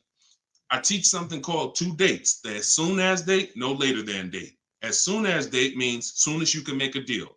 Don't look at offers until you can make a deal. Don't entertain it's a waste of time. You might say, Deshone, I'm waiting to get this promotion at work in May. Then I'm a car shop. Should I look at deals now? Makes no sense. You can watch the market, but it makes no sense to entertain offers because you're not in a position. So as soon as you could accept an offer. Now that might be today. Then no later than date. That's the deadline. The gap in between that is your leverage. What does that mean? The ability to say no. See, you're about to start shopping in a way where you can say no, and the people that are walking into dealerships usually have put themselves in a position where they can't say no. So they're walking in saying things like, I need a car right now. My lease is up. If your lease is up, call, get a free extension. You shouldn't be shopping with your back against the wall. They're walking in saying things like, man, nobody has cars. That's because one dealer they walked in didn't have cars. Maybe they went to a second one, didn't have the color they want, and they're like, man, nobody has cars. They're broadcasting that energy, which is actually that's going to cost you. When car salesmen take it from me, I was in there every day of my life for 14 years. Not every day, we had days off, but when you say things, we're trained to hear them. No one has cars. That means the price just went up. If I have a car, you're going to pay more for it. This is what the 80%, this is how the 80% think. It's a mind game. So you don't want to be there. You want to be at home. And when you have the ability to say no, now here's what you do. You reach out to dealers for your offers and you're telling them, hey, I can make a deal right now. This is what I'm looking for. But I don't need a car until July 3rd. See, that's power. That means, hey, if I got a car coming next month, I can talk to this person about it. Most times a person walks in, they need a car this week, next week. That means whatever's on the ground, that's all we can talk to you about. But when a person has been proactive in shopping, which is what I want you to do, which is what I'm going to teach you to do, it's all in my book, and it's everything you'll hear me talk about, is when you have the luxury of time, it benefits us. We make our contacts. A dealer might say, look, I don't have a car right now, but I got one coming in 6 weeks. Is that good for you? Yeah, give me an offer. Absolutely. Now, we don't talk. So I'm telling you, you could do it your way, which is call. I always say, ask for sales managers if you're trying to get offers online. If you're trying to get offers from home, we need at least 5. If you're going to do it my way, if you're going to get deals like Danielle and like the people you see me broadcasting the show, you get it at least 5. Sometimes we get 10.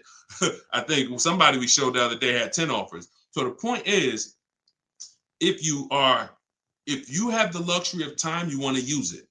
Don't be sitting here saying, man, I really can make a deal now or 3 months, but no one knows that.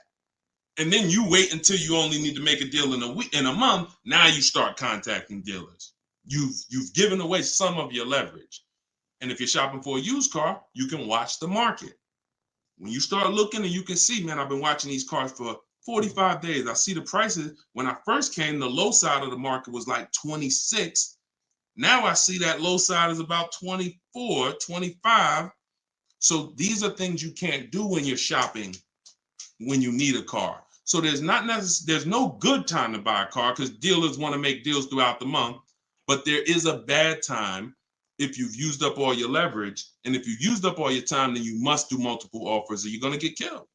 Sorry to say, there's no other way to say it. If you don't know how to shop multiple offers and you walk in needing a car in 2 days, you are going to overpay.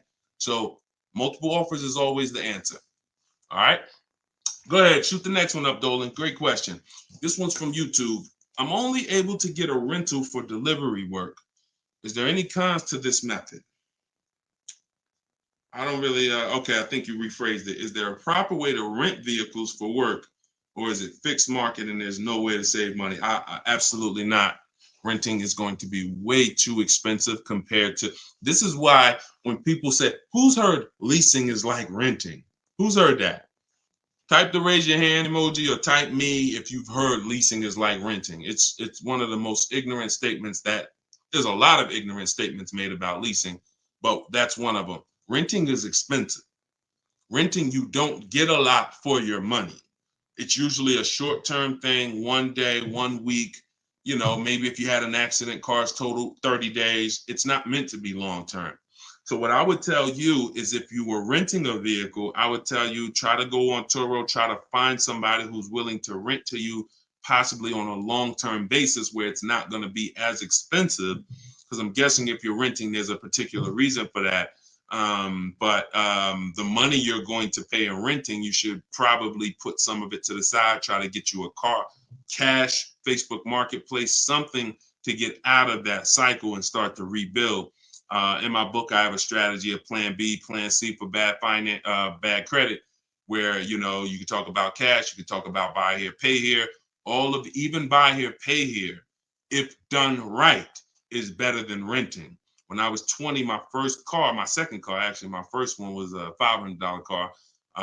And after I got a buy here, pay here Chevrolet Cavalier. It was, I put $1,500 down. I paid $50, I think, a week. And I paid off the car in a couple months. That car lasted me 6 years. So the key with buy here, pay here is to make sure you're getting a great car, a quality car,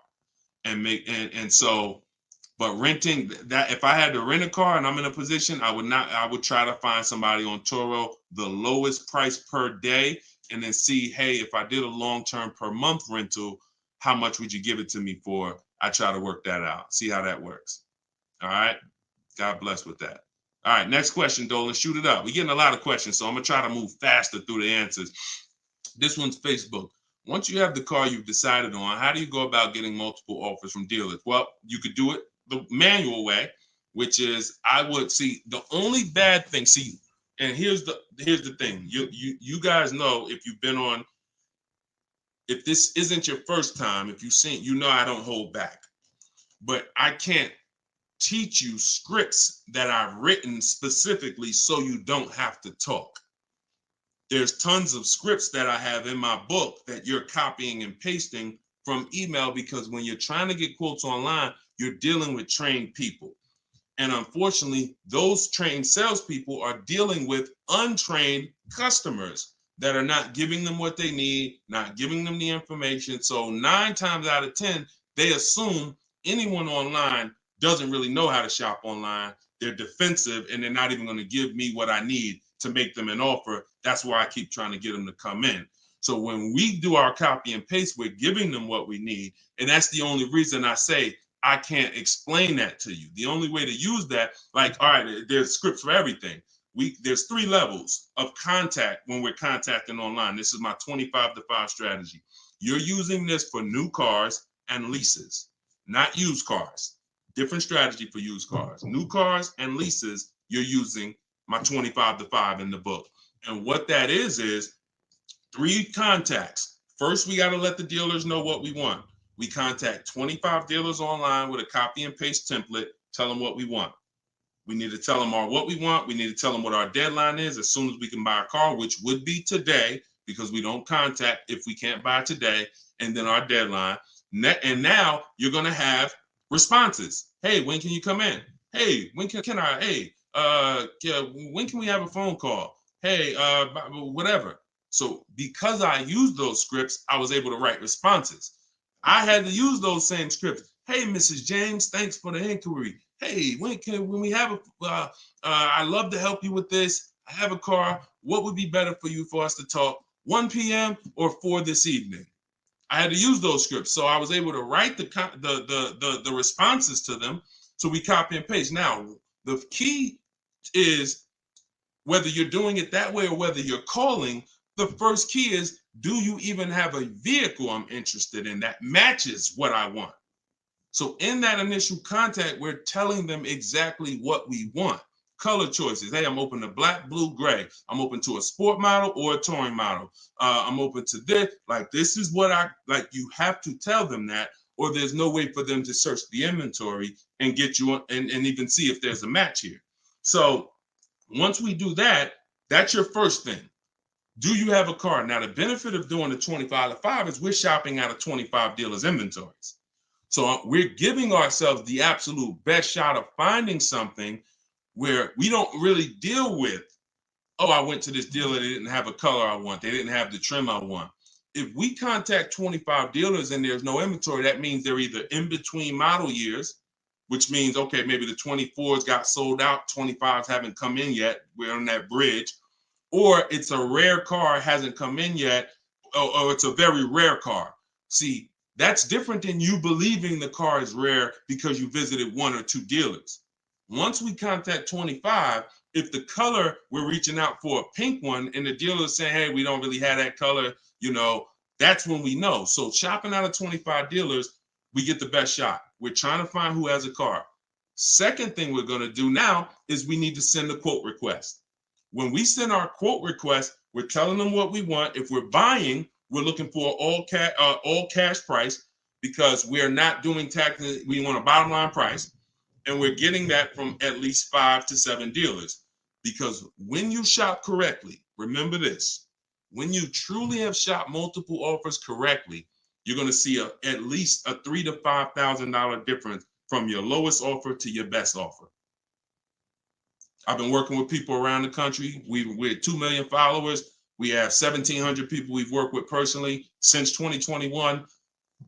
That is the consensus. 3,000 to 5,000 bare minimum. And in fact, some of you who are looking for higher price cars, you look at somebody like Kimberly. Kimberly used multiple offers. Her Maserati she was shopping for, she picked it up a little while ago, $86,961 vehicle. They offered it to her for $66,261. Deshone, that sounds crazy. She saved 20 grand. Actually, 20,700 on that offer. So now you never can pick. You don't know where the bottom is. She didn't go in saying, if I can't save 20 grand, I'm not getting it. That's not how we go in. We go in, we do multiple offers, and we let the bottom reveal itself. We don't choose the bottom. All right. So once we do that, we're getting our quotes, and there's going to be a lot of people who try to stop that. Hey, we only do business in person. When can you come in? So you need scripts to respond to all that if you're going to do it fast and shop like we shop, 60 minutes, 90 minutes. But if you're going to do it manually, then you can call sales. You can ask for sales managers and try to get them that way. But do not make a decision before you see at least 5 offers. 5 to 7 offers. Nobody who's listening to me will ever buy a car without seeing 5 to 7 offers, new cars and leases. Never. Too much money at stake. All right. So that's how we do it, Damon. That's the intro. And that's the only reason why I can't go deep on my 25 to 5, because it's totally internet based. We do it 60 minutes. So everyone who's like, Deshone, I want to use that. It's in my new digital book, Car Shopping for People That Hate Car Shopping.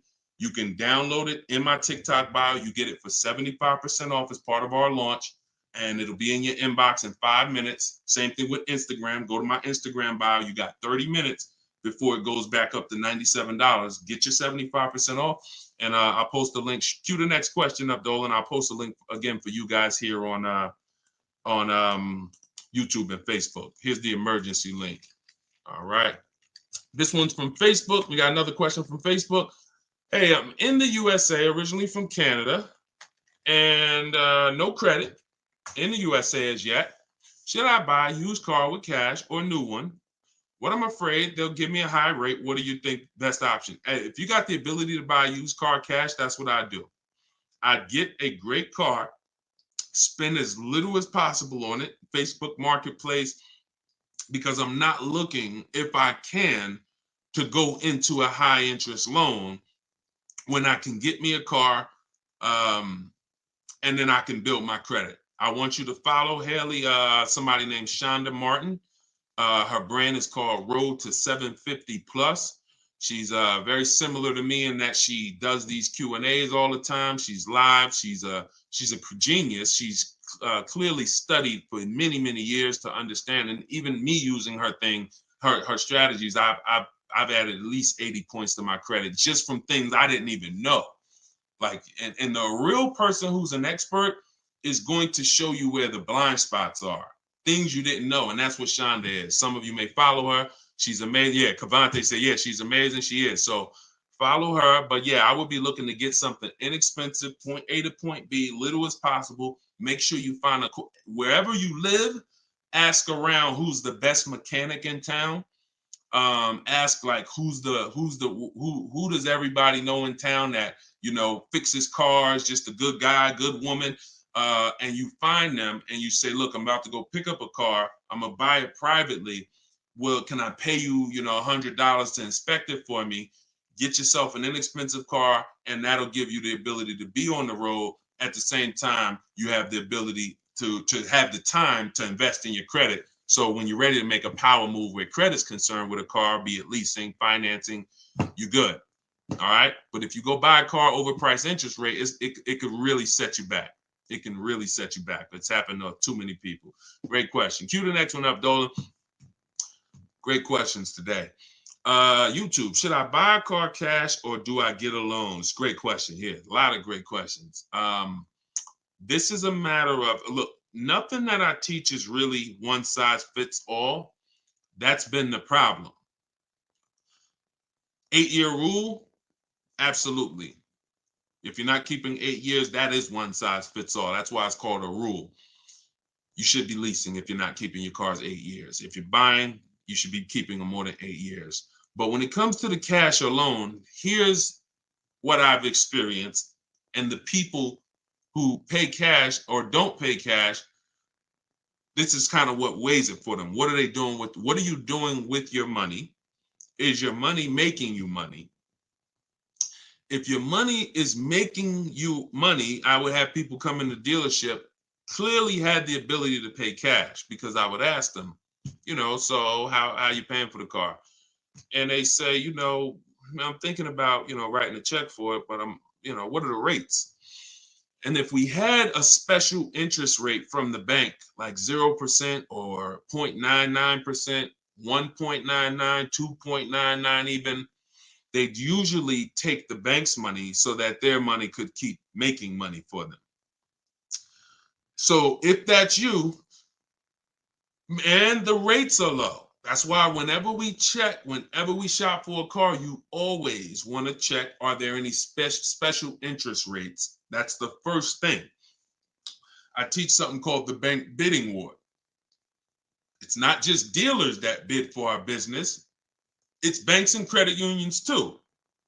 So in the bank bidding war, there's 3 rounds. The first round, though, is checking if there's any special interest rates, because if there is 0.99 or 1.99, no one's beating that. Therefore, the rest of the rounds are non-applicable. So if you can use the money cheap, that's when you use the money and you let your money keep working. Now, another person, a different person, Deshone, I'm not really investing my money. You know what? I just kind of like to keep things to a minimum. I got my cash over here. Okay, then. I would still, if the money was cheap, consider it, because we could be coming into days where cash on hand becomes a little bit more important. But it's really about the cost of the money. If rates are high, 6, 7, 8%, 9%, 10%, then you want to put as much down on these cars as possible. If you're buying them, you want to put, you want to pay them off if you can, because the money is expensive. So it really depends on the cost of money. People, when the cost of money is cheap, they benefit from that, and I would think that those principles will work for anybody, and that's, you pick and choose which one of those situations fits you. But if you check the special interest rates, that usually puts it to bed. You see 0.99, it ain't no reason. Why would the bank's basically giving you free money to use. You can keep your cash on hand and still get the car. So I know some people don't believe in that. They don't believe in interest, but here's the thing. There's something called opportunity cost. Interest is not the only loss. When you're talking financially, opportunity cost is important. When you put 30 grand in a car and it gets you, we already talked about this. Cue up the next question, Dolan. Depreciation curve. When we start talking about financially making decisions, a lot of people see, if I put 30 grand cash into this car, what is my cash worth in 6 years? $30,000 car, what is it worth in 6, 7 years, y'all? 12, 10. So what's the return on that cash? It's not even positive. It's not even neutral. It's negative. So these are all the things that is like, okay, you go over that, what I just said over the last 6, 7 minutes, and you choose what makes sense for you. But I'm never going to give you one size fits all formulas. That's what has failed you. Always do this. That's what has failed you. Go ahead. All right, this one's from TikTok. What's the best way to purchase a car once lease is over? Why would you want to? All you're doing. All right. Let's talk about buying our lease out. And I'm going to keep this quick because some of you know that I'm adamantly against this unless you're keeping the car 8 years. Because sometimes we look at our leases, right? And we say, oh, it's, should I buy my lease out? Here's the question. Should you lease again or should you buy a used car? When you are buying your lease out, all you are doing is buying a used car. That's it. When you look at it that way, it's going to become more clear to you. It's your car. You don't have to go search for it. You do need to make sure it's a great price relative to the market, but that's all you're doing, buying a used car. So the question becomes, should I buy a used car or should I lease? And when you realize that the 8-year rule, breaking it, is going to continue to lose you money and put you in negative equity, you won't buy your leases because you don't plan to keep them again for another 8 years. I'm going to tell you how I found this out to be horrible. Guy walks in the dealership. I'm looking at the car that he has. He says, okay, I'm looking to trade this in and get me something new. So, okay, how many years old is that? About 5 years. Okay, cool. How long you had it? I had it since it was new. Okay. All right, you know how much you owe on it? Nah, I don't know. Now, that's not a good sign, because if a person tells you they've had a car for 5 years, and they've had it since it was new, wouldn't you think it was almost paid off or paid off, right? If that makes sense, type of dollar sign. If a person said, you saw me, like, yeah, I had that car 5 years. I bought it. I've had it since it was new. Shouldn't it be almost paid off or either paid off, right? So when he said, I don't really know what I owe, I was like, okay, no problem. We'll call the bank. We'll find out. All right. So have the used car manager look at his because everyone who's in this position, I'm going to tell them about leasing. So I'm looking forward to that, because once I tell them about leasing and I show them the numbers and like, hey, you keep trading these cars, look how much you're going to save. And some people will come in and their car was paid off. And I'm like, good thing is whatever that car is worth, you're going to get all that back. You're not putting it into your deal and using most of it as a down payment. So I've literally changed people from financing or buying to a lease, giving them a check back for their whole car that they was coming to use as a trade, and they get a check for $12,000, and then they leave with a lease with no money down or little down, and they're like, yo, this is great. So I'm thinking I'm about to lay this out for him. And so used car manager goes, looks at his car, may say like, okay, I think the car's probably worth about 18. Okay, perfect. So let me call the bank, find out what he owes. Hey, how are you? I'm calling for Mr. Johnson here. Yeah, he's interested in replacing his car. We need his payoff.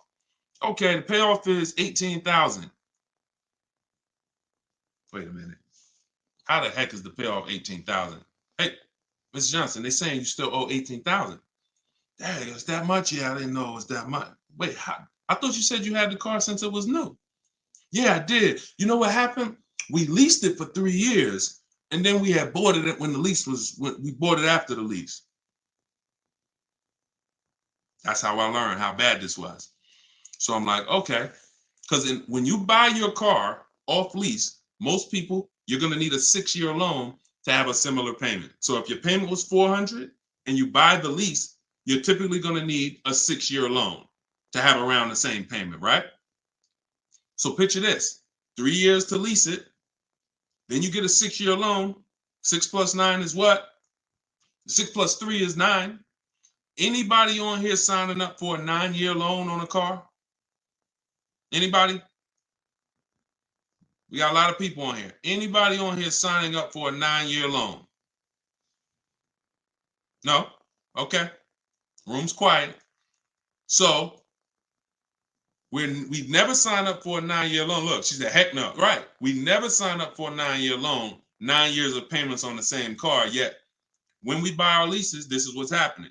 So you look and say, all right, you bought your lease, you put 6-year loan, so you leased it for 3, then you paid it for another 2, that's 5. Now you're tired of it. Yo, man, I've been in this car, let me go trade it. Problem is, you still have 4 years left of payments. That's why buying the lease is horrible. One situation where it makes sense, if you're keeping it 8 years. That's it. If you're going to keep it another 8 years from the day you buy it, then potentially go ahead. Because all it is again, buying a used car. If you said to Sean, should I buy a used car or lease? How many years you keeping it? I'm keeping 8, 9. Buy the used car. Don't lease. So preaching the truth. Thank you, Kevin. I'm glad, man. And hopefully these stories will stick in your head. So when you encounter these situations, you know, when someone says to you, hell, man, I'm thinking about buying a lease, you'll never forget the story. So this has nothing to do with getting the best deals. This has everything to do with having the best deal structure. So I'm glad that clicked. Go ahead, shoot the next one up, Dolan. Oh, I see we already been on for. All right. We'll do a couple more. I'm trying to get through them as quick as possible. Y'all, if y'all like Deshone, I love to know everything you teach of how you shop for cars. Everything I teach is in a step-by-step way. In my digital book, Car Shopping for People That Hate Car Shopping, 7 Steps to Saving Time, Money, and Avoiding Dealerships. Everything we do is a bid. We're buying cars and leasing cars in 90 minutes, 60 minutes. When you get good, you'll be able to do this in like 45, 60 minutes. You never spend more than 30 minutes in a car dealership. You're at home. You're the prize. You're getting bids. You're no longer negotiating one-to-one where you're in a losing position. When you're getting bids, you're in the winner's position. So you can get your book for 75% off as part of our launch. So we want to do 75% off. It's normally $97. In my TikTok bio, you can grab yours. It'll be in your inbox. And some people say, before I get to this next question, Deshone, is it in print? There's a lot of reasons when you use it, you'll see there's no way this book could have been printed. One, things change. Vroom was one of the companies that we used to use for bidding. Vroom's out of business. if we had 100,000 books out there in your houses that you all paid for, now it's like, okay, what do we do, y'all? That's obsolete. Now that's when you hear people say, hey, you need volume 2. I know just 6 months ago that I asked you and told you that I was going to solve your problem with volume 1, but that's no good anymore. Volume 2, get it today. We're not doing that. And there's nothing against them because, again, you know, they did what works, but we didn't want to do that. I wanted to be able to update this book on the fly. What I did when Vroom went out, I updated the file. Everyone's book was updated. And there's also links in there. There's links to videos. Like I said earlier, you have my scripts in there. That was all stuff. You're going to be copy and pasting this. There's no way I could have did that in a physical book at all. All right. What do you think of swap a lease? If you can get a great lease deal, absolutely. Absolutely. We always compare, divide the monthly payment into the MSRP. The 1% rule has existed way before I started, way before I even got in the car business. The 1% rule said if you can lease a car for less than, for 1% of the MSRP, no money down, no money out of pocket, just, you know, covering the first month's payment, you stole a car. Coincidentally, every lease I've ever had was under 1%. I paid $330 a month for my $35,000 Jeep Grand Cherokee Laredo. I paid $325 a month for my Infinities, then $345. Then my highest one was $390, and that was a $45,000 vehicle. So these are under 1% leases. In order to get 1% leases, you need to shop multiple offers, but you also need a great lease program.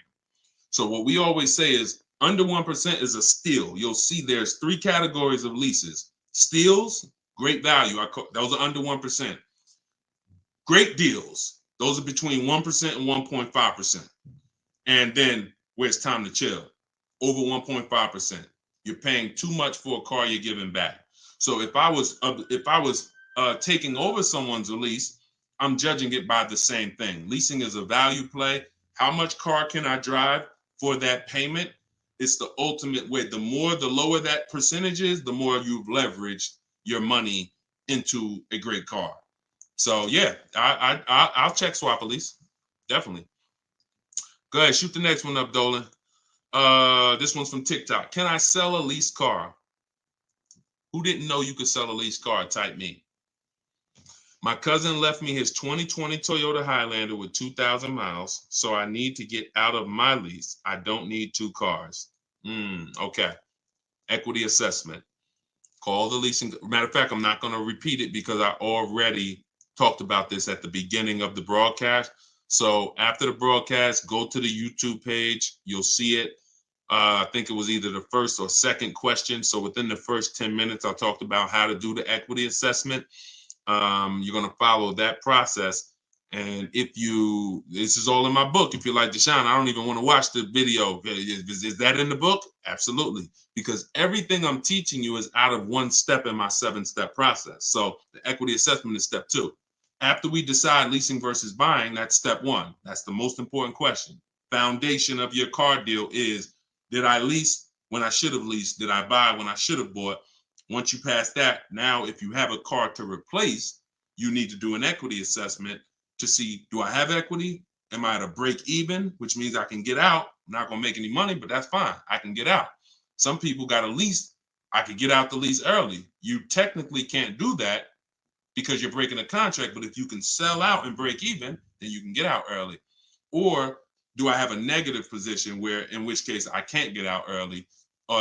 In the case of a negative, if you have a negative position on a lease, you can't get out early without penalty, without those payments. But if you're a negative equity on a finance, then that's different. There's no negative equity in a lease. I know we kind of use these terms interchangeably. Negative equity is only with a finance because you have to pay the money. With a lease, if what I get offers for, if it's below my payoff, then I just stay in the car until the end. I don't have negative equity. So you do the equity assessment, and hopefully you can break even. And the good thing about Toyota, if they haven't changed it, and I remember right, they don't have a third-party restriction. So you should be able to, if those offers you get are what you owe or higher, then you should be able to sell that car right to CarMax or Driveway or AutoNation, whoever makes you the highest offer, and you can be out of it literally. You do that today, you could be out of that car tomorrow. All right, so keep me posted. Go ahead. Shoot it. See, we're over an hour. And I know Dolan, we always try to keep the shows an hour, but it's like the questions start rolling in and it gets good. Go ahead. Shoot another one up, Dolan. We'll wrap in a second. Facebook. When you go online to build and decide on needs and wants, you look at the cash price, not the lease price. We don't look at any price online. Pay no attention. Nothing online is a deal, y'all. No commercial. I don't care what you see. Deals are like this. Hey, look, this is their offer. Look, this is what we gotta. Can we do it? What? Can you get them up any? Like, will they come up any at all? Nah, man. They said that they made this, and it's like, shoot. All right, let's see if you get another. Can you get another $10? If you get another $10 a month out of them, just take it. If not, then do the deal. That's a deal. You don't repeat it. You don't. I used to have to tell certain people, when you got a real deal, hey, when you come back, I'd love for you to send me friends, family, but don't tell them what you're paying, because I probably can't duplicate that, honestly. That's a deal. The whole opposite is what they advertise to you. Deals are not advertised. Deals are when the dealer makes little to no money. Little to no money. That's a below market deal. If they're putting something on a commercial, that means the dealer doesn't mind if 80 people come in and get that offer this month. You have the money down? Yeah, I want to pay the $460 a month. Okay. You have the money down? Yeah, it was $3,400, right? Okay. What about the taxes and fees? Because that's small print. All right, how much is that? That'll put you probably about another $3,200. And then I could be at that payment from the commercial? Yeah, definitely. Okay, let's do it. That's not a deal. That's not nothing special. We didn't mind making that. Come on, if that's what you want. So if you want deals, you got to understand. Don't look at commercials. Don't look on the internet. Oh, this deal is advertising this. Deals are not advertised. Let that set. All this marketing that has worked on, come at the end of the month. Imagine being in a business where your customers were trained to come at the end of the month. Imagine if you had a pizza shop, a car wash, and that happened. You knew that the industry was so good at marketing that you knew the last 3 days of the month, your car wash is going to have lines around the corner. That's marketing. So dealers make deals when they're like desperate. I want to see. Nobody's here. So don't pay attention. Don't pay attention to that. Just follow the process. Oh, I see you got the book. Just follow the process. If it's not written in there, Ty, don't add to it. Don't add to it. If Deshone didn't say, go to this website and look and then write that down, don't do it. The whole purpose of why I wrote that book in that way is to take the guesswork out of it. If you find yourself like, okay, what should I do here? All right, I'm going to do this. You're probably off my path, because my path is very rigid. It's like a McDonald's system. You hear that beep, the nuggets are ready. Oh, don't change it. And then you'll get the results. We call that trust in the process. Great question. All right, y'all. We just hit an hour and 10 minutes. Y'all, I would love to do this all day. We are going to continue to do these broadcasts. Once the questions start coming in, I don't want to discount any questions. So I wish some questions I could just answer in 30 seconds. It's not possible without me just cutting it short and then you not getting the value out of it. So we try to get through as many as possible. For everyone who wants everything I teach in one place, you can get everything in my social media videos. But I think what you understand now from being on the broadcast is there's lots of different situations. So when you're moving through my social media video, you're saying, oh, he's talking about leasing here. He's talking about buying a used car here. He's talking about banks here. He's talking about high mileage here. All right, that means I got to try to piece this together myself. Same thing with the broadcast here. If you're like Deshone, I want everything in one spot, step by step. It's all in there. Leasing's in there. The high mileage paths are in there. The new car purchase paths are in there. Used car purchase paths are in there. And step 7 of my book is delivery.